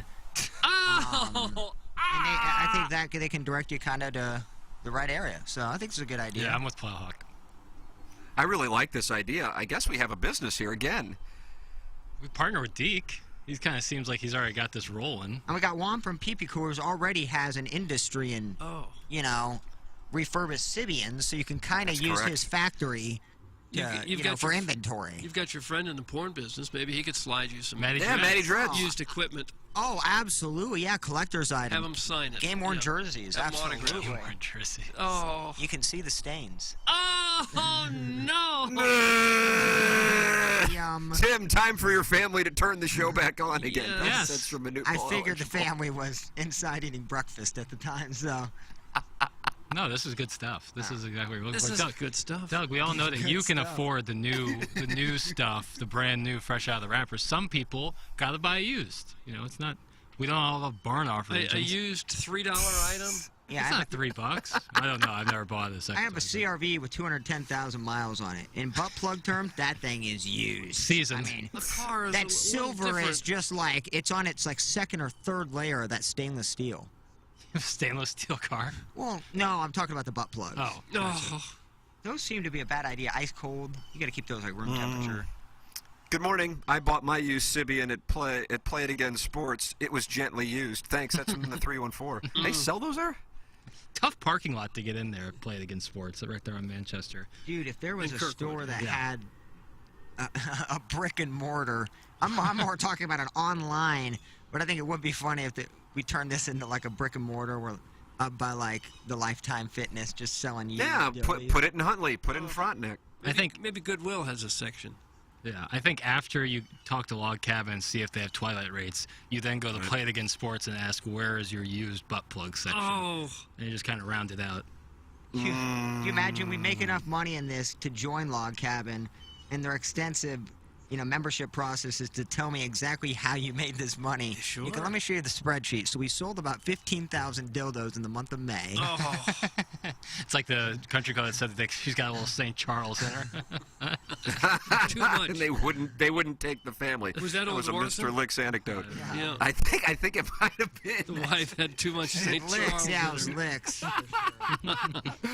Hey, if your wife has too much St. Charles in you and you can't get into a country club, well, then what you can do is use that new money and build a putting green in your backyard. Driving the ball 300 yards is cool and impresses your buddies, but scoring amounts to getting the ball in the hole. How many times have you hit a great drive only to miss the green, skull a chip, and three-putt your way to a double bogey? Well, tour players get up and down two-thirds of the time. Scratch golfers still only get up and down around half the time. Thus, the best way to lower your scores is to improve your short game. That's why tour pros like John Rahm and Max Homa have installed celebrity greens in their backyards. Anyone can put down fake turf and call it a putting green, but if you want a golf green that putts true and gives you real grass-like performance when practicing trips, pitches, and bunker shots, the only company to call is Clubhouse Turf, St. Louis's exclusive partner of Celebrity Greens. You get a true roll when it comes to your personal putting green, and you can design just the green or entire replica of your favorite par 3. Check it out at clubhouseturf.com or call 314-834-2339. That's 314-834-2339. You can visit clubhouseturf.com. Let them know you're a TMA listener when you call or visit the website.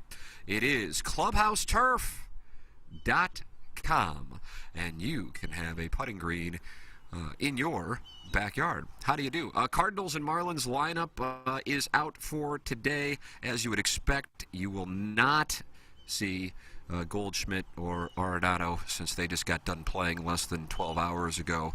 Donovan leading off. Tyler O'Neill in center. Jordan Walker is back in there, and Doug He is in right field today. Contreras is your DH. Mater is at third. Nolan Gorman at second. Yepez in left. Burleson playing first. Kisner, who, when I glanced at the scoreboard yesterday during one of his at-bats, I noticed he was hitting a .111. He is struggling. Is at catcher, and Jordan Montgomery will be on the mound. Cardinals and Marlins, and that game is indeed on television with Chip Carey and Jim Edmonds. How do you do? No, I'm fine. I bet there's a lot of pressure on a guy like Kisner just to make the team. I mean, if he makes the team, he gets at least 500. What's the minimum salary? 500,000 or 600,000 a year. Yeah, indeed. If he doesn't, it's back to the minor leagues. He's just a couple of hits probably away from being a major leaguer, or maybe even getting cut. Yeah, you think about pressure on the big name guys. The pressure's really on the people that haven't made it yet.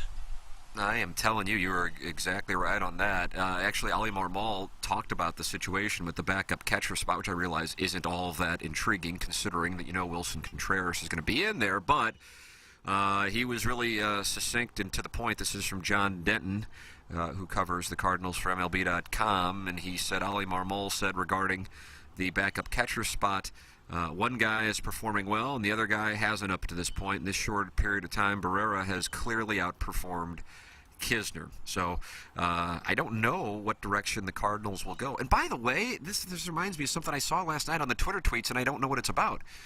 It says, congrats to play-by-play announcer Tom Ackerman on being named the Cardinals game commentator for at Bally Sports Midwest. What is the difference between game commentator and play-by-play guy? Does anybody know? I think that's the pre- and post-game shows.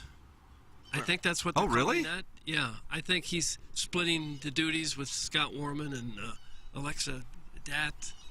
So they're going to chop it up three ways? I guess. I think that's kind of the way I read into it. He's doing some play-by-play, too. Right. Ackerman's doing the game on the radio today. Hockman said that he will handle play-by-play duties for 8 games this season on the Cardinals television team. Oh, yeah. I wonder why that is. If Chip Carey's got some other event he's got to be at. Could be. Probably a dotem. Yeah, I think most guys wanted that day off. Fan Page Club Championship. Well, good for him. Tom Ackerman's really good. He's really, really good. He's a mean-spirited guy. Yeah. Major attitude, that's for sure. Was he hired by the Cardinals or Bailey's? He's a KMOX guy. No, I know where I'm talking about this particular. Is he on the Cardinals payroll? Or is it Bailey's who hired him? I don't know.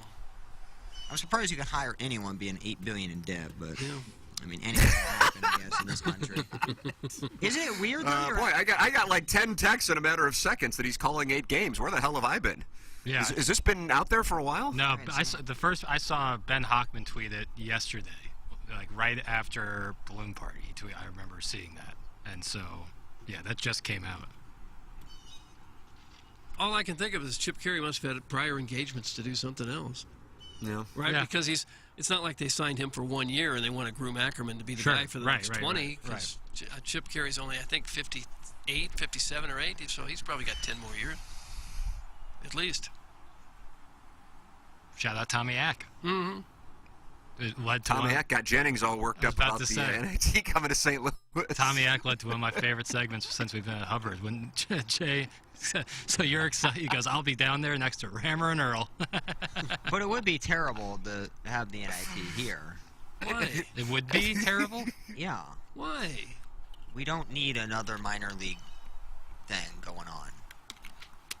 You know what I mean? It's better than nothing going on, isn't it? I don't know. I mean, I guess it's better than nothing. I guess if that's the comparison. But if you watch the NIT, there's like no really good games. They were just kind of there. The Billikens didn't even make the NIT this year. Yeah. And that, but North Carolina sent out a graphic saying we will be declining going to the NIT. Kiss my ass. Oh. Yeah, the SLU thing is alarming. It's weird. We have to move the goal. KG in O-Town says Iggy was supposed to do those 8 games, but after this week they pivoted to Ackerman. Oh. Wow, I hadn't heard. Maybe that's where Ken has been. He's done quite a bit of play-by-play. I remember one of the boxing matches he did with producer Joe. No, that was Larry Nickel. He and Larry. Yeah. And they were wearing gold jackets, right? Yes, they were, just like the old ABC Wide World of Sports. I think he said he kept a tag on him so he could return it the next day. Wouldn't blame him for that. Hard as hell, dude. Probably had a little smoke smell to it, if I had to guess. Yeah. Yeah, he could handle that. Guys, how will the pitch clock affect the standing ovations given by the B-Fibs? Thanks. That's from DJ Jazzy Jeff Albert Pujols. Yeah. I'm going to mention that, like, when you brought up the Shen quote, and I was thinking about when, like, Daniel Descalso came back for the 4th time. And I don't even think Perron got that big of an ovation. What about when Corey Dickerson returns? Oh, it'll be deafening. I'd actually worry if the arch would have some structural damage. Okay, that's enough. Corey Dickerson. Just they'll have to the ump will stop the game like when Albert returned in 2019. Yeah, that needs to stop immediately. What needs to stop? The ovations? Yeah, 2 months. Kisner will come back as like a Blue Jay or something, and it's like, okay, what do you start 10 games? Like, what are we doing here? Well, they do have to find a backup catcher. Contreras can't catch them all.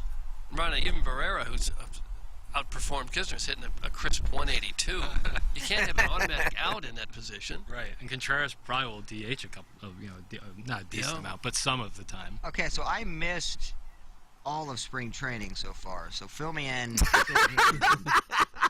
On everything that's happened? You've been giving the most cardinal opinions on the program for the last month. Well, we're on HD2, so that kind of par for the course, not watching it. But so when Marmol says Herrera is knocking the cover off the ball or outplaying Andrew Kisner, Barrera is what is 182 to 105. Okay, so Kisner's hitting 105. Okay, when you said 182, and I'm thinking about Marmol's quotes is clearly he's playing better than Kisner. I'm like, how is that even possible? Hitting 105, I guess, explains that. And the other guy is Pedro Pajes, I think is how he says it. He's another catcher who's been in camp, and he's at 125. He's batting 125. I love this roster. It's a pony. This roster is so sick. You're down on the backup catcher. You're down the old backup one spot. It's important, but so we're a 5-starter. Well, but it wouldn't be the most stunning thing if Contreras takes a foul ball off the thumb in the first game of the season, and he's out for 6 to 8 weeks, and then what do? Cry. Put DeYoung as catcher? And He can't touch his toes right now. He said he can't even touch his toes at the moment. Wow. Oh, yeah, I forgot he's on the shelf till July. And then he'll The buy NIT is the dumbest tournament in sports. It's like holding a Miss America contest, but exclusively inviting Lime 7s and lower. Thanks. That's from Arbor Day. Well, it used to be the big tournament. It used to be the #1 tournament. The NIT is. I would be cool. I'd be very excited if the NIT came to St. Louis. You But would be? I know that I am different than most. And also, I don't think St. Louis is necessarily in a position to be turning down national tournaments like this. Probably not. Who the hell do we think we are? Now, to be clear, what Jennings was saying is that he was driving in and listening to KMOX, and he heard Tommy Ack, who he always said he should have been Tommy Ack. That's what Jennings would say.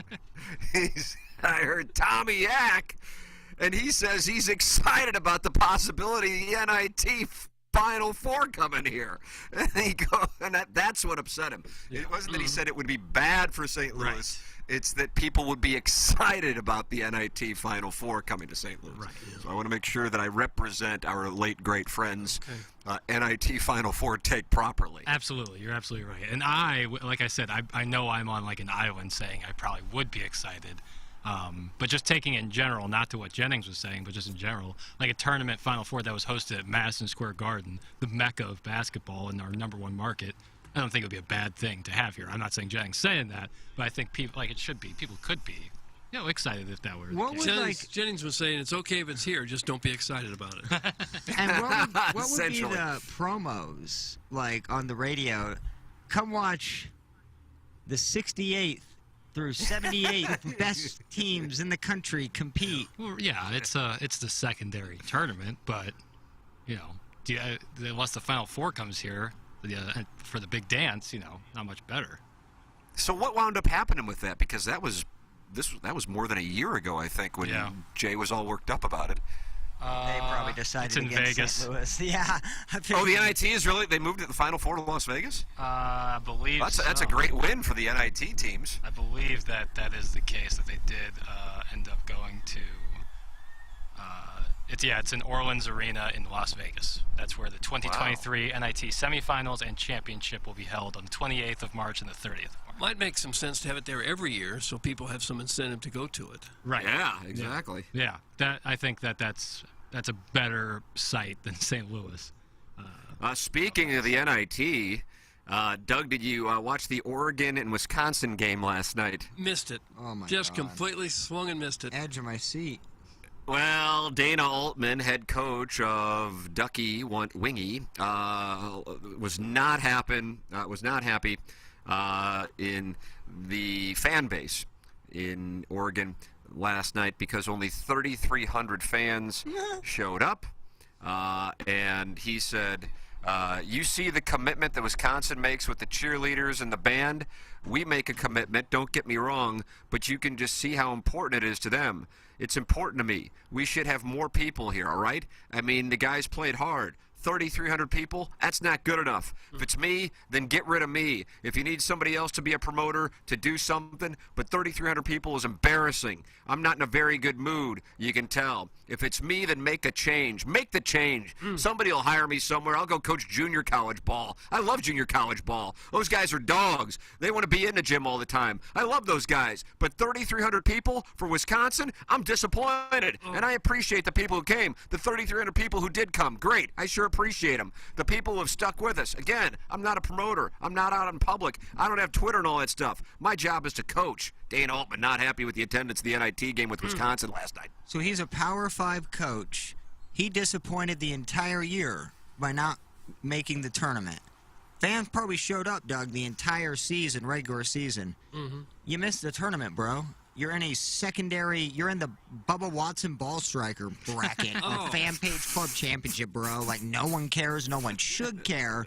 And to get 3,300 people, I think is impressive because that game means nothing. You're not putting a banner up for an NIT championship or a semifinal. Before this season, Mizzou would have loved to have had a crowd of 3,300 people. Yeah. For any game. Not anymore, baby. No, not anymore. So he gets to disappoint the fan base the entire season, and they disappoint him that one game to where it means nothing, and they showed up. Well, they were a bubble team. They were a #1 seed in the NIT tournament. They weren't bad all season, but they just didn't make the tournament. Well, Screw it, man. It's hard to sell the NIT. Yeah, it's it just is. a It's- hard sell. Sometimes, like, especially if your fans have been supporting all year and then you don't make the tournament, people check out. That's just going to be the nature of the beast. I wonder if the NIT could just invite everyone who didn't make it to the NCAA is in the NIT. Everybody. It'd be a huge tournament. It'd be like It would 200, be. There'd be like 250 teams in it. Right, but you can whittle it down pretty quick. Would they have 2 games in one day like it's an AAU tournament? Well, maybe a game every night for 4 nights. Yeah. Yeah, I mean, it's like a bigger deal for like schools, like much smaller schools than it is big schools who are on the bubble. Like, exactly why North Carolina didn't go. Like, they had an embarrassing season, so not embarrassing, that's a bad word to use, but they had a disappointing season starting preseason number 1 and being in the championship 12 months ago. But they didn't go because, it's not necessarily what they want to do. They don't think they're going to get the fan support, At the end of a high school basketball season, every team is in the tournament. Correct. And they still get through it in a few weeks. Right. You could tighten the schedule up even more. Yeah, they separate into districts, though. That's kind of huge. Well, yeah, you could do that with the NIT. I'm just saying it would give the NIT something of a hook. Yeah, it's tough. Yeah, it's a tough sell. Yeah. And yeah, I think a team would put up a banner for the NIT championship. Sure they would. Brian Henshin says that's the case. He says teams 100% put up a banner for winning the NIT. Plow crisp. Wow. Yeah, hey, dude, if I'm University of Illinois and I see that, I am embarrassed. Put that right up next to freaking D. Brown, I would just have faint, man. Oh, really? Didn't Illinois go to the NIT finals? I'm sure I don't watch that. The crap. Billikens did a couple I don't watch times. any back in- secondary. Doug, they went up against Lou Carter II, his wonderful sweaters, and they went up against Judd Heathcote in Michigan State. And Judd Heathcote always said that game was more significant to him than the Indiana State win. I don't know about that. That's a lie. I don't know about that. Yeah, that's when Rich Carter was the coach. Those were some fun teams to cover. The NIT should make another bracket with all the teams that get eliminated in the first round. That's Right? from the 3 Yeah, that wouldn't be bad. That was the Bubba Watson ball striker bracket. That was the third try for Iggy to get a title. That would be a tough sell. Sorry you lost by that buzzer beater. You want to go out to Utah, play Weber State in the NIT tomorrow? They could give me a free suite and offer oral sex the entire game, and I still would not accept tickets to the NIT in St. Louis. Doug, that's from that's from Harrison's brother Master. The recovering alcoholic from Belleville and Webster Groves is very active right now. Go down on me now in your pigtails while I fish hook your hole, you twink of the hill. No. Yeah. I know of the Shepherd of the Hills. He's in the Ozarks, isn't he? Yes. I guess he's saying Jackson's known as the Twink of the Hill.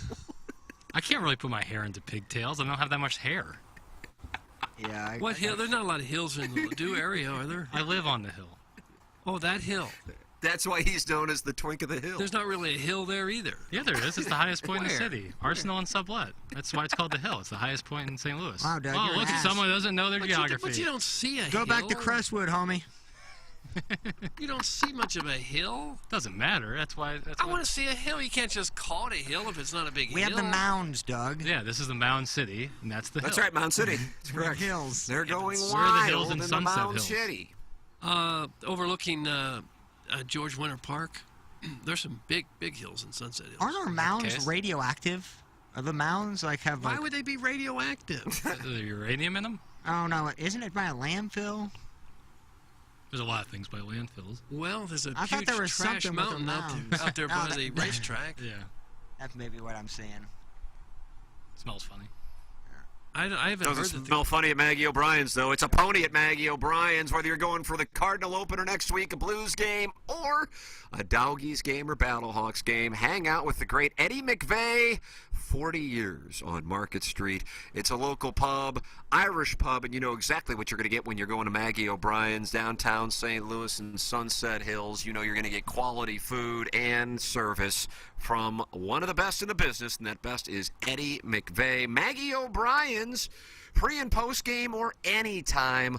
Longtime sponsor of TMA, Eddie McVeigh and Maggie O'Brien's, and they are killing it right now, in particular because of the Dowgies. Defense, Doggies, defense. Defense, Dowgies, defense. Thank you. You bet. Thank you very much. Who do the Dogs play this Saturday?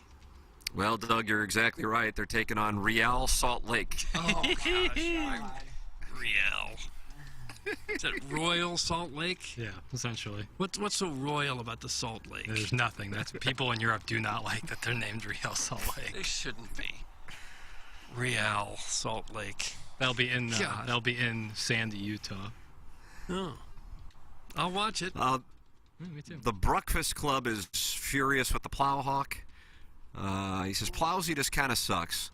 Let's bring down the mood of every sports topic discussed. Seriously, other than your love for Dennis Gates, name anything positive you said about local sports in the last year. And before you say Battlehawks, you said there'd be no more than 10,000 people at the home opener. That's from the Breakfast Club. Plowhawk, what do you like on the local sports scene? I'm sure you have plenty of things.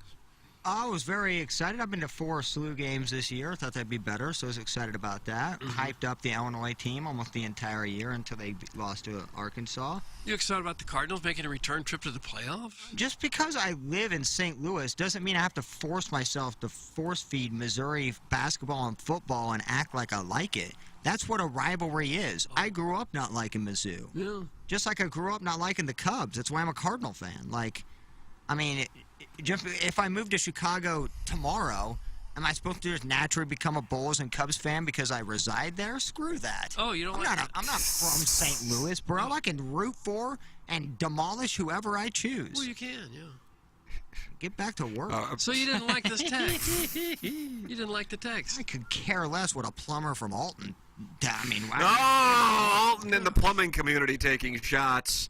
That was from the Breakfast Club, for the record. I don't know what the Breakfast Club does for a living, nor do I know where he is a resident. Todd Reesing, who is Jackson's favorite texter, says you crap on Travis Ford all the time. Who, me?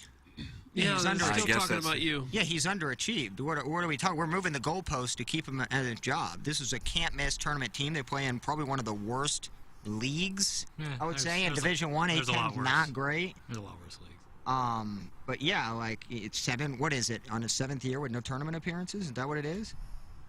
I'm sorry, but if you want to act like a mid-major, act like a mid-major. But don't pay your coach $3 million a year, sitting on $1 billion in endowment when you're just, floating along. So yeah, Travis Ford should be gone. Down on him, are you? They probably would have made the tournament in 2020, but the tournament was canceled. That is true. That team was rock solid, and he gets good local players. So like a portion of the job he does very well. Like he's great in the community. If you can't win in the A10, you can't make a tournament. It's not like their schedule is ridiculously tough out of conference. And in conference, you got 2 teams that you're really fighting for. Yeah. You can't get to 23, 25 wins in a tournament. In one of those 7 years, that's alarming.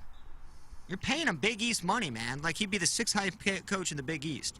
You can't. They did miss lose a to tournament. SIU Edwardsville this year at home. They've had some tough. So yeah, I critical, but I love.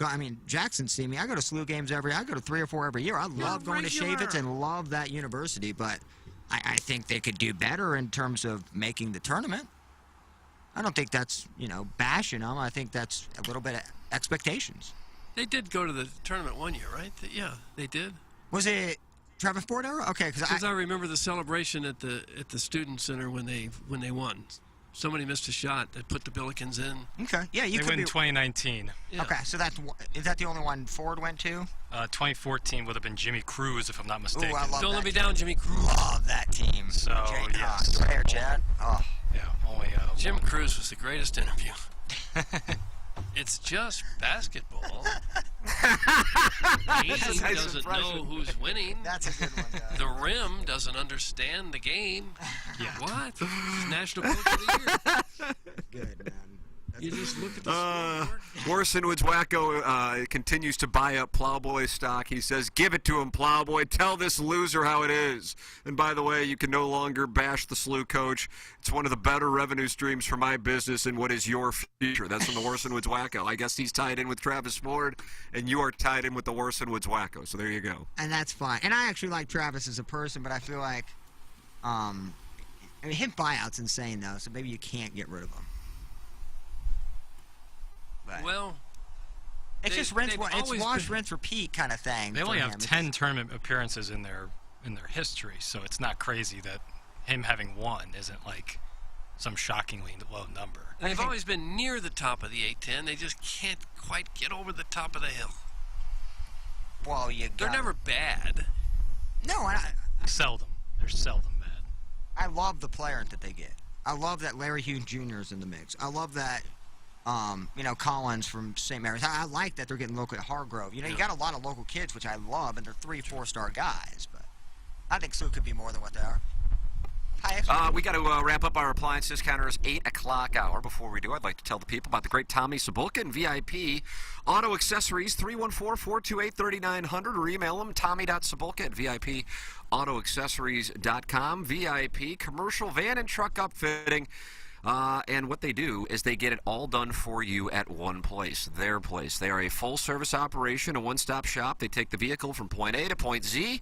VIP saves you time and hassle. It's quicker to deal with VIP than 2 to 3 vendors with multiple locations. So call Tommy at 314-428-3900, or you can email him at tommy.cibulka@VIP Auto Accessories. It's Tommy Cibulka and VIP Auto Accessories. And I would like to tell the people about James Carlton of the Carlton State Farm Insurance Agency, 314-961-4800, or go online at carltoninsurance.net. Work with the great James Carlton. That's who I work with. That's who the Plowhawk works with. We would love to see you work with him as well. His number is 314-961-4800. You can go online at carltoninsurance.net.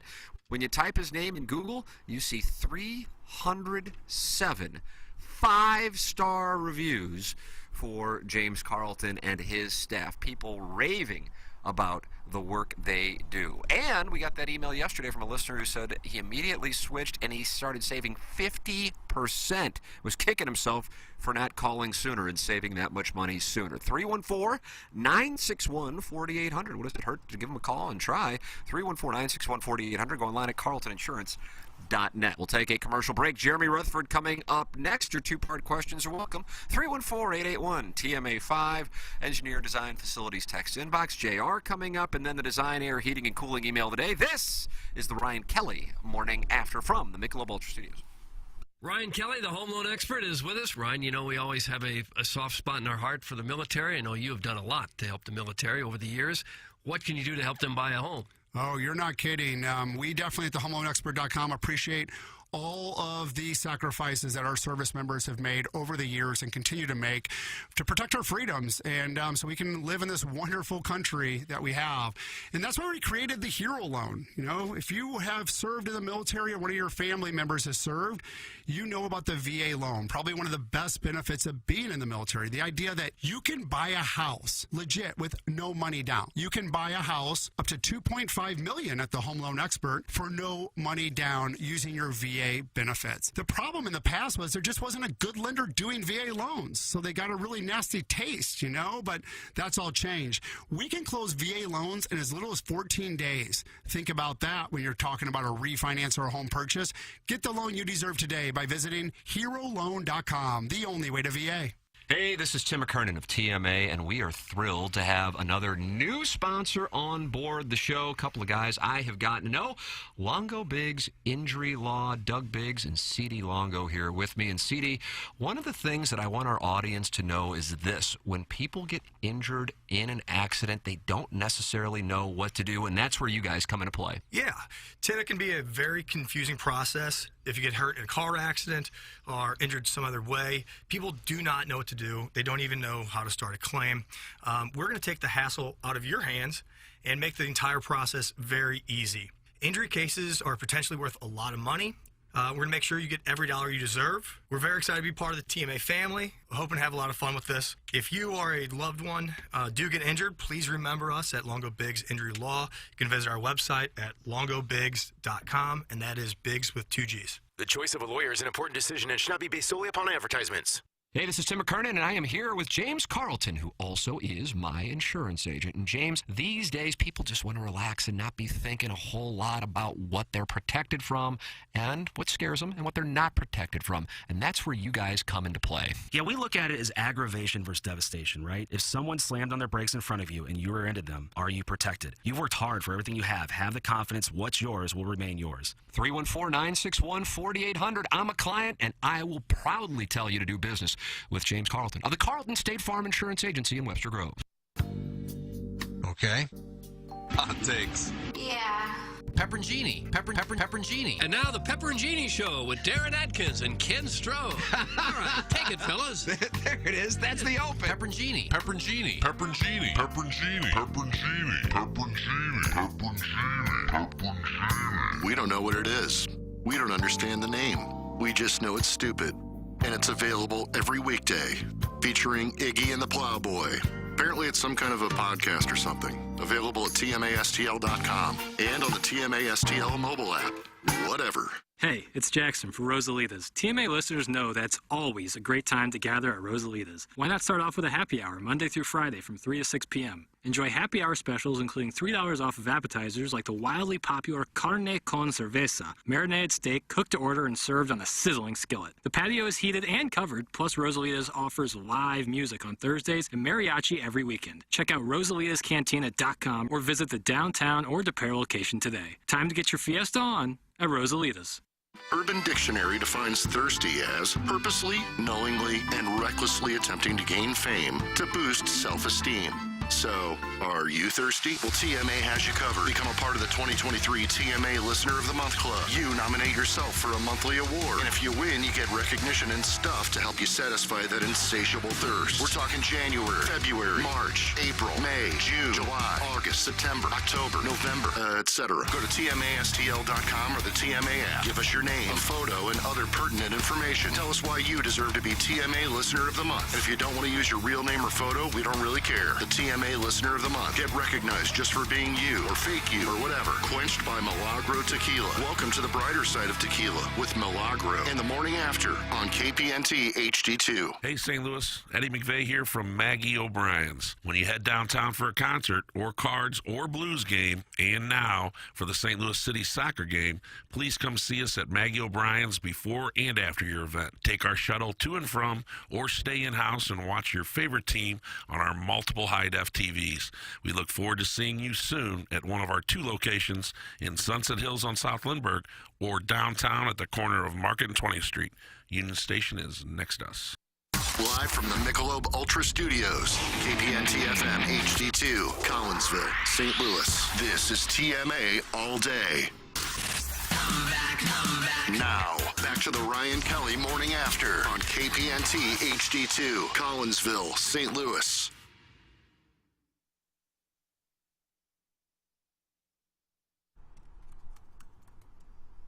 Ox is off, Tim.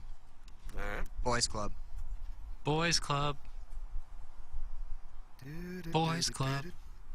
Yeah. Boys Club.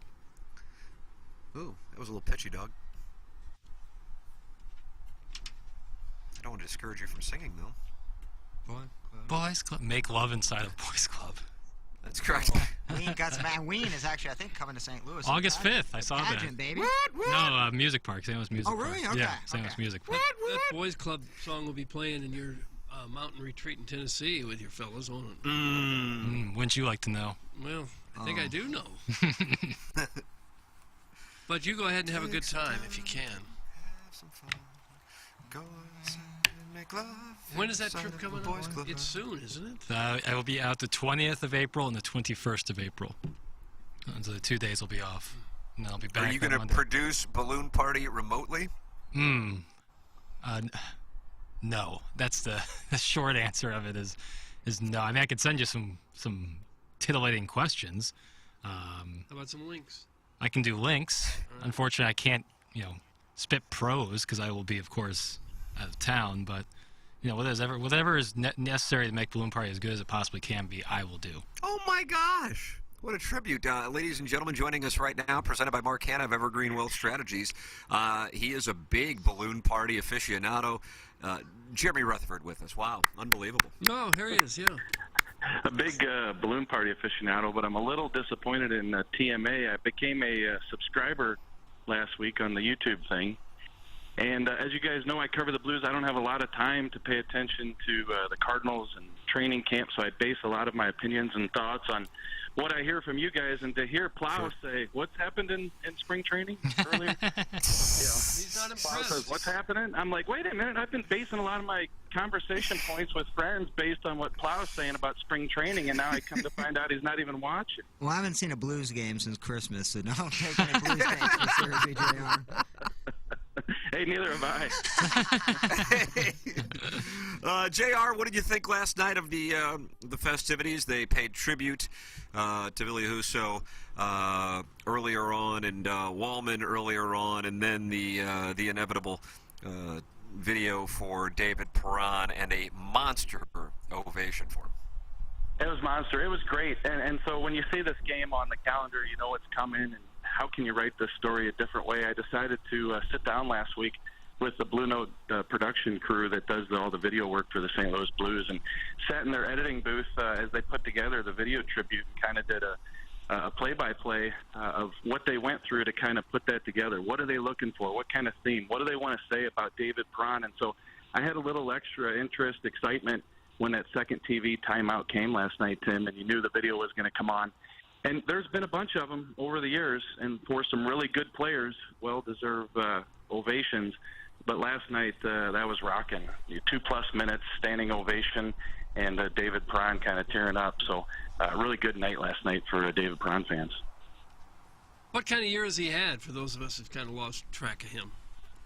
Yeah, so he's sitting at about 16 goals. I think last night he had an assist, 43 points, Doug. So really good start. I think he had 7 or 8 goals early on in the season, kind of cooled off in the middle. Detroit, though, they're on that Yzerman plan. They're trying to make the playoffs. It's been 5 or 6 years of rebuilding, and they felt like David Perron could kind of help push them over the edge, but it just hasn't been there for the team this year. But individually, he's been pretty good. But, beyond the numbers, as you can imagine, talking to some of the Red Wings yesterday, they said he's done a ton for that locker room and the atmosphere. I hope the Blues aren't on that 5 or 6 year rebuilding plan. You don't think they're that far away, do you? I guess it all depends. Kind of a different rebuild with the Red Wings. They started from scratch and kind of built around the one player, Dylan Larkin, and added some parts around him and go through the drafts. Of course, they've made a bunch of deals with the Blues, trying to get that rebuild going a little bit, getting Billy Husso, getting David Perron. But the Blues, could it take 5 or 6 years? You wouldn't think so. But I guess it depends. If they take another run at it with this group of defensemen, do they get to a point middle of next year, end of next year, where it's not working and they say, we just got to completely blow this up, and then you could be looking at a lot longer. But, as we sit here right now, it doesn't seem like it would take that long. We're taking 2-part questions via the Engineer Design Facilities text inbox. Doug request 2 parts when you text in, so feel free to send those in. JR, serious question, will Colton Parayko be back next year? Also, have you ever taken 10 straight sick days when your boss was out of town, preventing him from taking a planned vacation? That's from Harrison's brother Master. Oh, man. First of all, this is the only show where serious question does not mean serious question, so I got to first. I always got to be on the lookout for that. Will Colton Parayko be back next year? I think he will. I think that the Blues will say, you know what, we just don't have a replacement for him, so we've got to hang on to him. Could be wrong about that one, but that's what I think. And have I ever taken 10 days off? I don't think so, but there are points in the Blues season where you'd like to. We got another one here. This is from the 573. Number 1, what are the odds of the Blues being able to add Brad Boyes this summer? And number 2, my coworker took 10 days off to pout about not getting tickets for a band that hasn't had a hit song in 35 years. How should I handle it? That's from Braxton Jerkett. Now, is this the same guy that asked about Brad Boyes the last 6 weeks, or is this a different guy that is asking the Brad Boyes question? Looking. No, this is his first time mentioning Brad Boyes. Yeah. Hey, but on the bright side, I have been looking for 10 days off, and I'll get that pretty soon, here in about 11 games or so. Yeah, it is coming pretty fast for you here. JR 2-parter, it would be such a turn-on for that Doug guy to curve his tongue like a corkscrew in Give Me Bum, an insertion. Okay. And I guess I have no second part. Thanks. That's enough. That's a good question. Game right, Magic Man. It's not a good question. Thoughts, JR? I'm with Doug. That's not a good question. It is. What time is it? 9:24. Way too early. Yeah, you probably got to run, don't you? I don't take those types of questions until at least 10 a.m. I can't get my mind to think. All right, let's go back to a more serious question. Hey, JR, is it true the Blues are trying to bring back Jochen Hest? And have you ever tried to interview a player in the showers? Thanks, 618. So, Doug, they're coming in fast and furious this morning. Some of these guys are in their 40s that they're talking. I've always wanted to do my Doug impression. Jochen Hest! You know, and then I have not interviewed a player in the shower, but I think I was accused of it one time. We were in Minnesota at the Excel Energy Center, and I think that Doug Waite came out of the shower and looked at the media. There were 2 or 3 of us standing there, and he said, "Are you guys pee-pee watching? What's going on?" The cat was attacked for that. Yes, the he cat was. attacked for I ween think he might have been in that group. But the cat attacked me one time.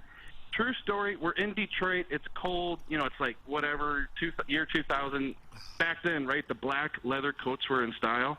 And so I get this black leather coat on, and my buttons are tight, right, guys? When you need to go to Weight Watchers, your coats are tight. And so anyway, the cat goes, "I'm going to do an impression of one of Rutherford's buttons on his jacket."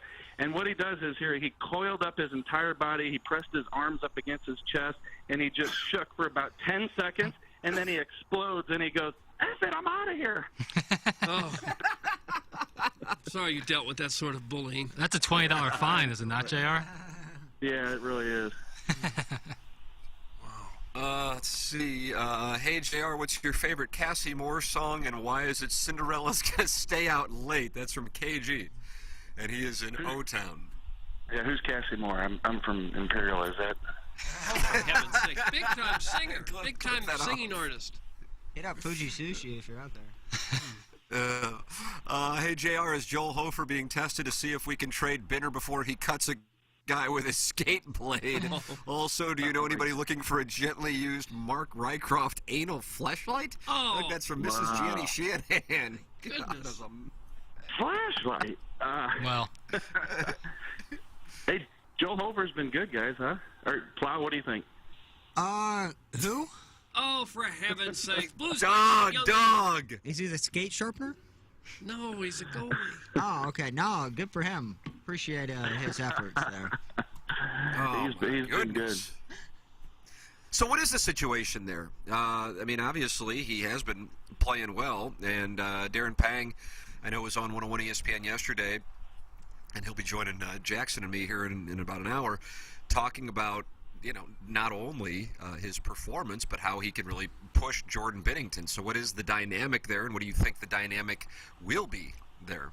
Yeah, it's interesting at this point. First of all, I was pretty surprised that Joel Hofer stayed up after Jordan Binnington's 2-game suspension was over. I think Jordan Binnington was probably in that group of people surprised too. But then I guess it became a situation where if he's going to be here and they're not going to send him back to the minors and continue that playoff run with those guys, that he's going to play here, right? And so I think he had to imagine that he was going to start last night. He got the start. And really good once again, 2 goals, 30 shots. After the game, I asked Craig Berube, what do you think? He said, "Oh, yeah, really good." I can't imagine. I could be wrong again, but do they go to Hofer again tomorrow night in Detroit? I think you circle back to Binnington. But at the very least, the dynamic, Tim, it shows you that they have a lot of faith in Joel Hofer, and they want to keep pressing those buttons with Jordan Binnington. And this isn't all just about these last 11 or 12 games. This is about next year, too, and pushing guys into the offseason to be the best they can be. And so I think that's what the situation is here with Hofer. Is the coaching staff in the front office, are they on board with Binnington and some of his antics to try to bring some energy, or do they see that as a problem? Yeah, so I think that if you really pressed Doug Armstrong on it, maybe not say it publicly, but I got to believe that he gets tired of it. I got to believe that. And Craig Berube was public when he said that he was growing tired of it. Just stop the puck. Like he had that little outburst earlier in the year. But then it happens again the other night, and Berube says that I'm fine with it. You know, something needed to be done. So it seems like that goes a little bit back and forth. But I think big picture, yeah, they would like a goaltender to stop the puck and, you know, play well, and teammates like playing in front of them and have that whole situation have a little more chemistry than it does right now. It seems to me it's okay if you've got one rogue winger like a Steve Ott type running around instigating, causing problems, stirring things up. But you don't want your goalie to be the knucklehead, do you? No, it can't be, and it can't be every other night. And I think that's why around the league, and even now here in St. Louis, people scratch their heads or, just flat out say that they don't like the guy because it never seems to amount to anything. I mean, let's picture this. Let's picture that Jordan Binnington gets in a fight against Flaherty, somehow stays in the game, and then he just shuts down the door, and it's highlight reel save after highlight reel save. Now all of a sudden he's on T-shirts and billboards and stuff like that, and people around the league might not like him. They despise him, but they got to give credit to him. But it just seems like every time there's one of these outbursts, it's a little WWF that there's really no outcome to it. WWE. They changed like 20 years ago. Yeah. You don't know Cassie Moore, the WWF. Yeah, what are you doing here, man? It's bad when Tim's questioning me, too. Yeah. JR, final question. Any interest in playing drops for TMA because the board operator's currently scrolling the internet? That's from their have-been fingers. What do you want me to play a drop during JR's breakdown of the Blues? Like, how rude is that? He's a paid guest. I don't know what, And I know JR wouldn't care, but still, let's have some integrity on the show. What little is left. Doug, this is a show known for its integrity. I said we had a little. But yeah, I'll start to ramp it up next week. Okay. Where we have guests on and you just start playing drops. Yeah, I guess that's what we have to do. Job security. Oh, God. JR, we always enjoy the conversation. And you are looking forward to your 10 straight days off coming up here in a couple of weeks. Yeah, looking forward to it. And finally, I can go upstairs. Whenever I'm waiting to go on the air with you guys, I have to wait to walk upstairs after the hit because if I do it before, I'll be out of breath. So that wouldn't work. Gosh. Finally get to go upstairs and do some things now that we're done here. Okay. Nice. There you go. Look at that. People are ashamed of this show for their families' sake. I know. It's unfortunate. Thank you, JR. All right, hit that drop, plow. See you guys. Thank you, Rutsy. Love me some JR. Jeremy Rutherford with us here on the Ryan Kelly Morning After. You're welcome to text in and email in the morning after at InsideSTL.com. Design, air, heating, and cooling email of the day. The morning after at InsideSTL.com comes your way in about 15 minutes. What time is Panger going to join us, Jackson? 10:15 a.m. He's in Edmonton. Oh. What's he He's doing in there? Edmonton. Lucky. The oil, Doug. Yeah, covering the oil for TNT. Oh, really? Yeah. Okay. Edmonton, far up north. Think about that. Yeah. Jamie Rivers was on the call last night. Oh, was he? I missed it. And I was flipping back and forth between that and the World Baseball Classic. I stayed up for the World Baseball Classic. Yeah. I was kind of surprised by I it. watched every pitch of that. I'm really struggling to stay interested in the Blues. I mean, when the management gives up on the team, it's hard for me to say, sure, I'm still interested. And I haven't. I'll be real honest. I was watching for the Villia Husso, David Perron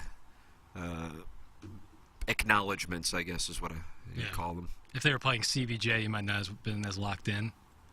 That's a fair assessment. That's a fair assessment. And then the tournament starts back up tomorrow night. Jackson, are you going to watch the tournament?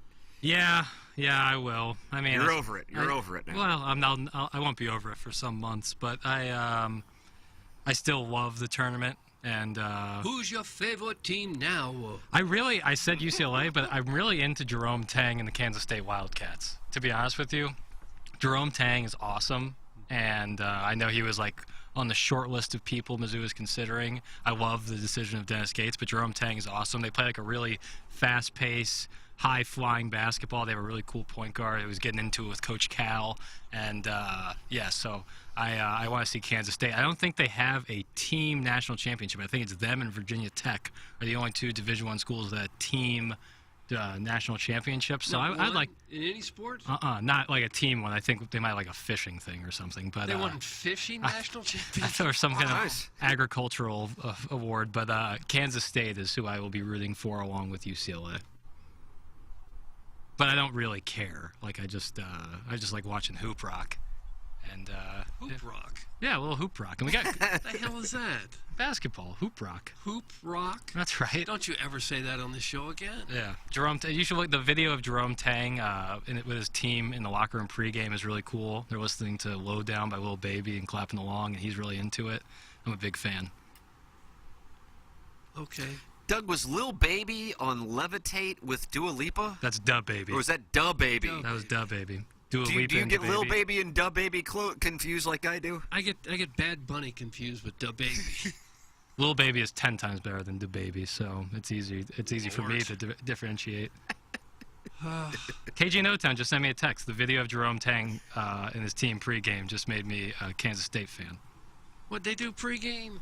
They listen to "Low Down" by Lil Baby, and they kind of clap along and get fired up. It's great. And he's really into it. Okay. Man, Mizzou missed out on him. No, I like getting Dennis Gates. Trust me. But we would have been in good shape, too, with Jerome Tang. He got the guy from Florida, KJ Johnson, who's tearing it up. Tearing it up for the Wildcats. Shout out Jerome Tang. They play tomorrow at 5:30 against Tommy Izzo. Tommy Izzo. And a team I didn't think should have made the tournament, but they're in the Sweet 16. So. Michigan State. I hope they lose by 20. Ooh, Big Ten rivalry. I still like Tommy Izzo. I guess I'm now rooting for FAU. Oh, yeah, the Owls. See, I like Xavier. I guess Princeton. Princeton can kick rocks. Xavier and San Diego State. Those are the two that I'm hoping go deep. Xavier? Sean Miller? So sweaty. He is sweaty. I'm not saying I love Sean Miller, but like the jerseys, like the club. But San Diego State, man, love that team. Dangerous 5-seed, Doug. Going up against Alabama. Yeah, and everybody wants to see Alabama lose. Alabama. Everybody wants to get their testosterone checked at Mentality, and you can do it by going to lowtusa.com. That's lowtusa.com. It's Mentality, a local healthcare facility specifically dedicated to helping men feel and perform at their very best. It doesn't matter what age you are. Low testosterone can be an issue with any guy. Even if you've tried testosterone before, not everyone understands the blood chemistry in men's bodies. Well, Mentality can help. The normal range for testosterone is large. If you've been to a doctor and they told you that you were normal without understanding the range or testing your free testosterone, it was not fully looked at. Come get checked with Mentality. Testosterone therapy helps men regain normal function and restore their ability to perform normally at all levels. It's Mentality. Go to lowtusa.com. I did. Couldn't have been easier. Friendly staff, and they check you out, and you get the results quick, fast, and in a hurry, and find out exactly what your situation is and what you need. It is Mentality at lowtusa.com.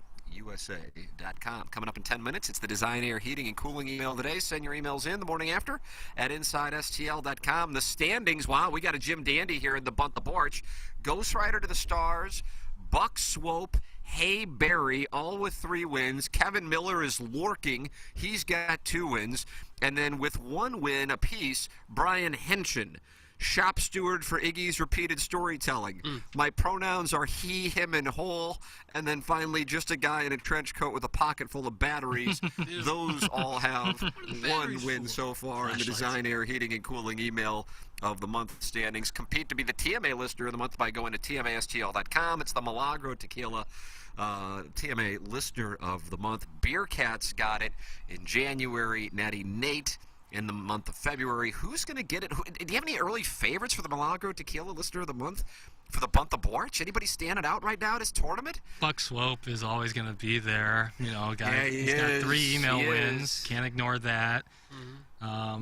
Outside of that, I don't feel like a lot of people have really made a name for themselves in the Bunt of March. Yeah, Buck is here every day now. But and he's been grinding, and you know we've had 2 Illinois listeners. Buck would be the first, Missouri side listener. Kevin Miller's a grinder. He is. Workmanlike, takes his lunch pail. Yeah, he does. He's a lunch pail guy. You're right. I like Arbor Day. I don't know why, but I'm a big Arbor Day fan. You think Arbor Day could win this thing? Didn't we figure out that with Marshall Mathers? Arbor Day? Arbor Day is Marshall. Oh my guess. Is Eminem? What a turn. He listened to the show. That'd be another non-Missouri winner. Detroit. Yeah, D-Town. Michigan. Ollie Marmol, just moments ago, when asked about the possibility of using a platoon in the outfield with 4 outfielders to keep them sharp offensively. He said that's part of the gig. There are different ways to stay sharp, and I've got zero problem platooning guys and moving them around in the order and making sure that we're putting the best lineup out in the best order for that specific day. So sounds like there is a real possibility that Jordan Walker could be joining Dylan Carlson, Tyler O'Neill, and international sensation Lars Nootbaar. Mm-hmm. Well, you would think, yeah, that's what they've done for years. Is the lineup's different almost every night. Well, yeah, when you have 4 outfielders, that really means you have none. Oh, Similar to it doesn't mean that at all. Well, isn't that the same as, like, when you're playing 2 quarterbacks, you really don't have a starting quarterback? Well, it's not the same because you have to have at least 3 outfielders. Yeah, but nobody gets in a rhythm in platooning. Like, how do you tell Tyler O'Neill, hey, we really want you to get in rhythm and get your back on track, but also you're playing terrible, so you're sitting these next 2 games? Well, if you're hot, can't get in a I'm rhythm sure the of hot things. bat will keep playing. I don't know. We played Paul DeYoung for a while, and he never had a hot bat. Oh, so. he did. One year he hit 30 bombs. I love that. What, before Twitter? I mean, how far back we going here? The I don't think there's anything. Lars Nootbaar won't be in danger. He'll be out there every day. Yeah, and I'm not going to backtrack on my take about how ridiculous it is that he's, like, considered, like, the 6th best right fielder. He did have a hell of a WBC, though.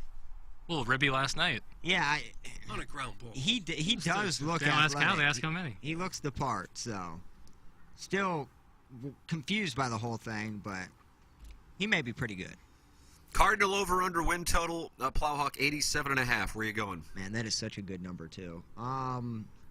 My original guess was 85, so I guess I'll do the under, but man, Vegas does it well. That's so perfect. I'll go slightly under. We're in that 85 to 92 range almost every year, feels like, so. I'll go under, but slightly under, not terrible. But I'd say over on that. I'm with Dylan. I think they're going to have a good year. I think pitching going to be a tough one. I think offense will be fine. I think pitching going to be. We're lucky we play in such a god-awful division, but the Cubs made it's a balanced schedule. Yeah, different schedule. Oh, yeah, and Cubs made a little bit of work there with Dansby Swanson, so I don't think it'll be as dead-ass of a NL Central as it was last year. Yeah. Pirates will still be the Pirates. I think the Cubs are still a few Reds. years away. I agree, but at least they have somebody. At least they signed a big player to try to compete. So They signed a couple, Bellinger and Swanson. I forgot about Bellinger. Hosmer. Yeah, guys who were really pretty well, except for Swanson. The other guys haven't been good for a few years. Yeah, those guys were really good when DeYoung had that really good year. Okay. Hosmer longer than that. Big jobs on big properties demand a big side-by-side. That's where Big St. Charles Motorsports comes into play, one that's big in power, performance, and comfort. Enter the first ever Honda Pioneer 1000 Deluxe Crew, available now at Big St. Charles Motorsports. The Pioneer 1000 Deluxe Crew has loads of power thanks to a 999cc engine and a 6-speed automatic dual-clutch transmission. It delivers serious performance, sporting a hefty hauling capacity and a 2,500-pound towing capacity, both made easy thanks to Honda innovations like low tow haul mode and self-leveling rear suspension. And when it comes to comfort, the new Pioneer 1000 Crew shines, giving you best-in-class comfort for 6 occupants. Hop in the back seat and you've got shoulder room for 3 and leg room to spare. As for durability and build quality, we'll let the Honda name speak for itself. Head to Big St. Charles Motorsports at I-70 and the Cave Springs exit and see the all-new Pioneer 1000 Deluxe Crew today. That's Big St. Charles Motorsports.com. It truly is a destination dealer, a huge showroom. I visited there a few weeks ago. Full of bikes, over 1,500 units in stock. Big St. Charles Motorsports at I-70 and the Cave Springs exit. Big St. Charles Motorsports.com. Design, Air, Heating, and Cooling email today coming up in a matter of moments. Tim Burkhardt, who is the buyer for Milagro Tequila, the sponsor of our Listener of the Month, has just texted me, and at this moment, he feels like Buck Swope is the leader in the clubhouse for the month of March. Doug? Yeah. Well, I think we agree to that. This Buck is there every single day. Yeah, Brian Henshin, another guy who's always there. Oh, wow. That could be an Indiana winner. Yeah. Well, everywhere but Missouri. Mm-hmm. Yeah. What's wrong with Missouri's crop? Terrible on Barch. Yeah, we can't get it done in watch. This one was just sent in. Getting in a quick range sesh at SLCC before I jet to Napa for the weekend. That's from the self-made stay-at-home Ledoux mom. Oh. So, Licks. A self-made I believe this is stay-at-home different than Ledoux Mr. Licks. They did send a picture, and it is of St. Louis Country Club.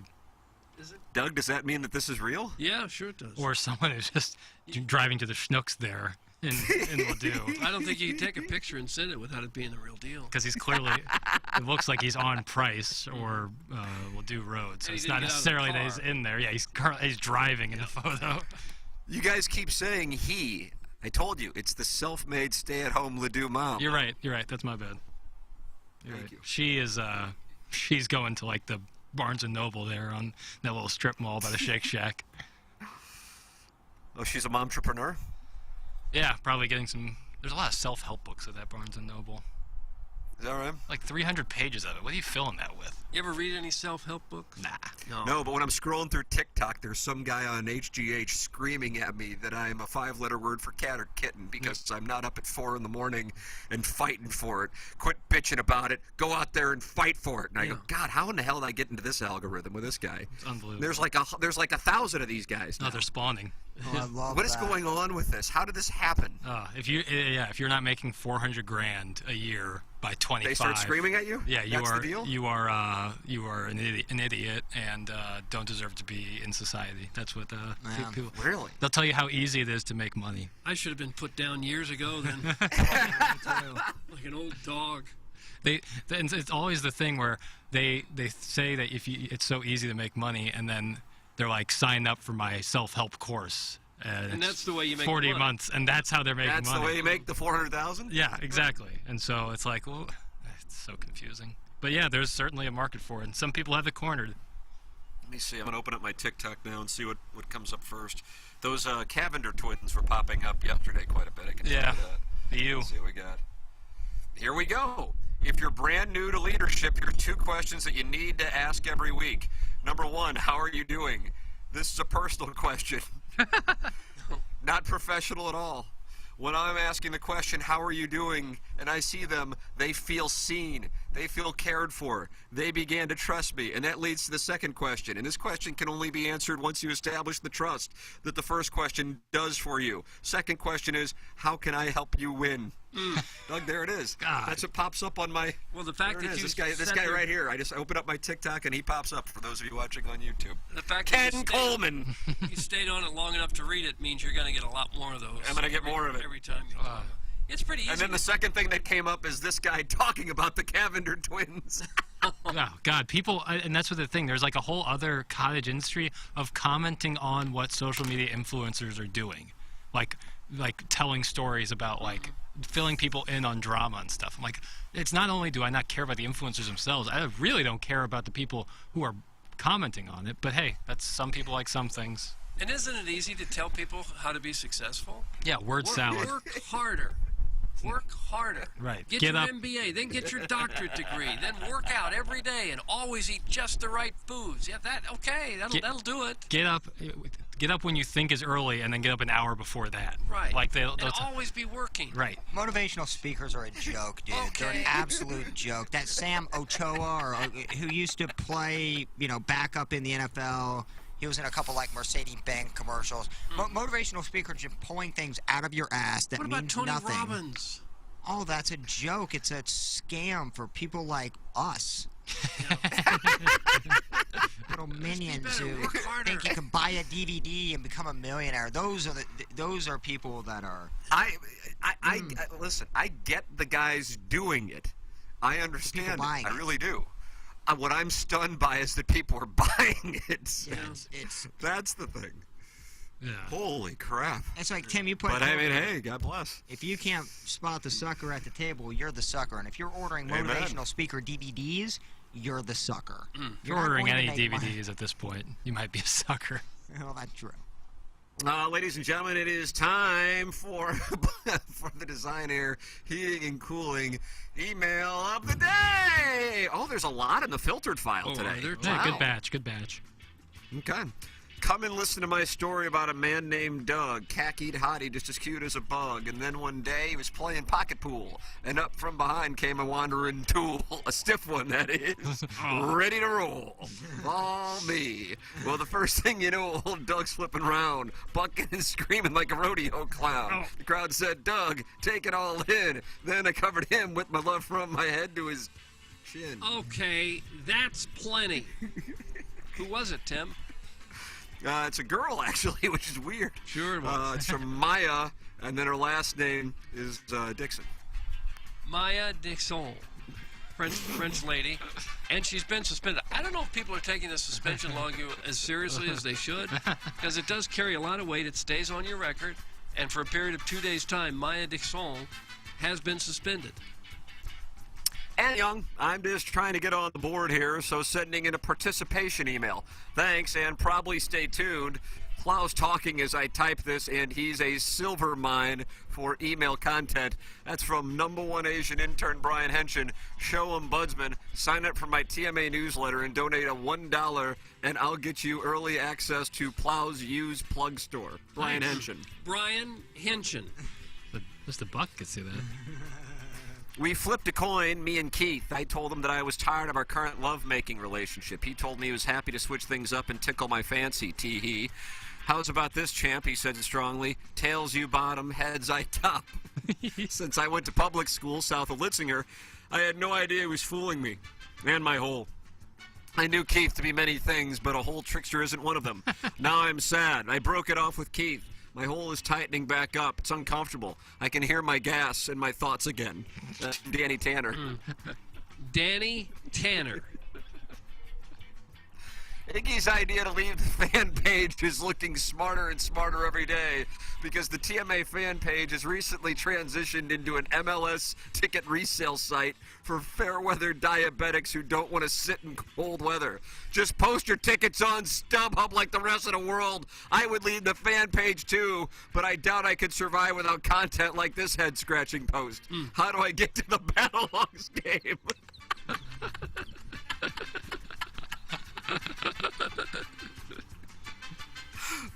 Where can I park my car? Should I park in a parking lot? Or this doozy, can I take my THC vape pen inside a city park so I can be high while I root for the dogs? I don't want to smoke inside, I just want to have it on me. Or how about this precursor to an aneurysm of a post? Quote, I think I saw Learn eating dinner, but I was too drunk to tell if it was really her or not. Thanks for the update, Jagoff. Guess what? Nobody cares if you dine near a woman who resembles a Hubbard employee. And what if it was Learn? What am I supposed to do with that information? Newsflash, people, just because you think it does not mean you need to type it onto the Facebook page of a local radio show. And for the love of God, please stop sharing pictures of the Cardinal Cowboy. It was mildly amusing 4 years ago, but we've moved past that now. We want dog threads, breakfast threads, and close-up pictures of a chubby real estate agent's crotch. Speaking of Kevin Miller, why does he post 3 times per day? Do we really need to know every time he has pancakes for dinner? And why is he posting pictures of his TV guide? Let's use the fan page to do some good in this world, like bringing the NIT to St. Louis or starting a GoFundMe page to hire a 5th producer who will stop scrolling Twitter and actually play some drops. That's from the JV golf coach. JV golf coach. I didn't like the phrase precursor to an aneurysm. And Young, yep, he delivered. But before we get started, T's and P's to Ken's hog. It's been a long, dark 10 days away from the show for the wrinkled one, and I shudder at the thought of the spank marathons he's likely gone through. Thanks, that's from #1 Asian intern Brian Henshin, a.k.a. ASMR Joel O. 0.75. Swing by my YouTube channel and check out some of my whisper motivation videos. Whispers. That's right, big boy. You shove it right in there. You can do it if you just believe. Like what you see? Drop a $50 donation to my PayPal, and I'll hook you up with a special limited edition DVD copy of my 1999 seminar, Your Hole Itches, So Scratch It. Oh, come on, Henshin. Brian Henshin, point 2. In the book, Sonny got murdered on the Jones Beach Causeway by the Barzini family hitman on his way back from the World Baseball Classic at Ebbets Field after being invited by his sister Connie's husband Carlo. Michael was furious. It's a made-up marketed event. There's no history to it. There's no anything to it. To which Connie pleaded, "No, Michael! Michael! First of all, nobody watches it. Michael, come on! How many times are you going to say Michael? You think that Don is happy Carlo invited Sonny to the game? He's a horse's ass for doing that." This week on Shark Tank, we're evaluating Plowsy's idea to put VIN numbers on sex toys and have prospective buyers be able to see the usage history of each sex toy broken down by hole on the Kelly Blue Balls website. A Jackson-inspired map to help the Ledoux navigate the area south of Manchester on their way to Grant's Farm. And a new losers bracket college basketball tournament where the teams who lost in the first round of the NIT will play in front of a few hundred Hoosiers who picked up their free tickets on the counter of the Zumbell Quick Trip. Thanks, Buck Swope. Oh, nice little email, Buck. Buck Swope. And finally, tough to listen this morning as you allowed your audience to lampoon my son-in-law for simply doing his best. I'm sure the peanut gallery doesn't care for his look-at-me fashion like getting the Chrome XLT package on the Honda Odyssey I purchased for him under my company, and I doubt the neighbors take kindly to his nonstop neighborhood Facebook posts bragging about getting a couple quotes to remove their chain-link fence and maybe get something vinyl or pressed wood. But it's the things that my son-in-law does behind the curtain that makes him the good little subservient boy that he is. After I fired him from running the blimpies I purchased for him, he took the initiative all by himself and started up a very costly Facebook marketplace store where he sells the antique china sets and World War II memorabilia my wife and I gave to our daughter for their wedding. And when he's not selling valuable family relics at discount prices to make rent and purchase expensive tennis shoes, he can often be found driving around Kirkwood and Bridgeton looking for discarded wooden pallets and various scrap metals. Sometimes he'll even show up at our estate with a trunk full of old rusty catalytic converters that he says he picked up for cheap and can probably flip real quick on the internet. So ridicule him all you want, but if your dream of one day giving your daughter away to the man of her dreams who puts the crisp little lines in the carpet when he vacuums and doesn't mind waiting in line for a couple hours to thumb through all his coupons at Shop and Save, then you should get you someone from the Licks lineage. Thanks. Welcome back, JR. We know you're a respected sports journalist, but none of us are interested in St. Louis sports at the moment, so here's a couple dozen tests asking how large your crank is. Oh. That was the guy's name? Welcome back. That's correct. Welcome back, JR. Okay, welcome back, JR. My goodness. And that's what we have for the Design Air Heating and Cooling email of the day. Doug, a lot to choose from. Big day here as we head down the stretch of the Bunta Borch. I'm going to vote for the fellow who pointed out what should be considered good fan page etiquette. That was JV Golf Coach. Yeah, I second Doug's vote. I'm going on JV Golf Coach all day. JV Golf Coach. Plowhawk, do you disagree? No, the Michael one. That was Buck Swope. That was Buck Swope. That was good. I would have gone. Let's see. JV Golf Coach has his first win of the Bunta Borch, but the first place is tied for Ghost Rider to the Stars, Buck Swope, and Hey Barry. So this thing is up for snatch grabs here with 7 shows remaining in the month of March. Good news, though, Balloon Party starts in just 3 minutes. So, Doug, you flip over to 101 ESPN, and there it all is for you. Well, I'll do that. Yeah, there you Sweet. go. 101 ESPN Balloon Party, driven by Mungan at St. Louis Acura. Plock, were you about to say something, or was that Jackson? No, I'm good. I'm done. No, I got my alarm takes in. I'm all good. I got my Jerome Tang take in, so I'm all good. Yeah, you did get that in. Doug, anything you want to say to the people? No, all my takes I thought were scorching hot today, too, and I got most of them in.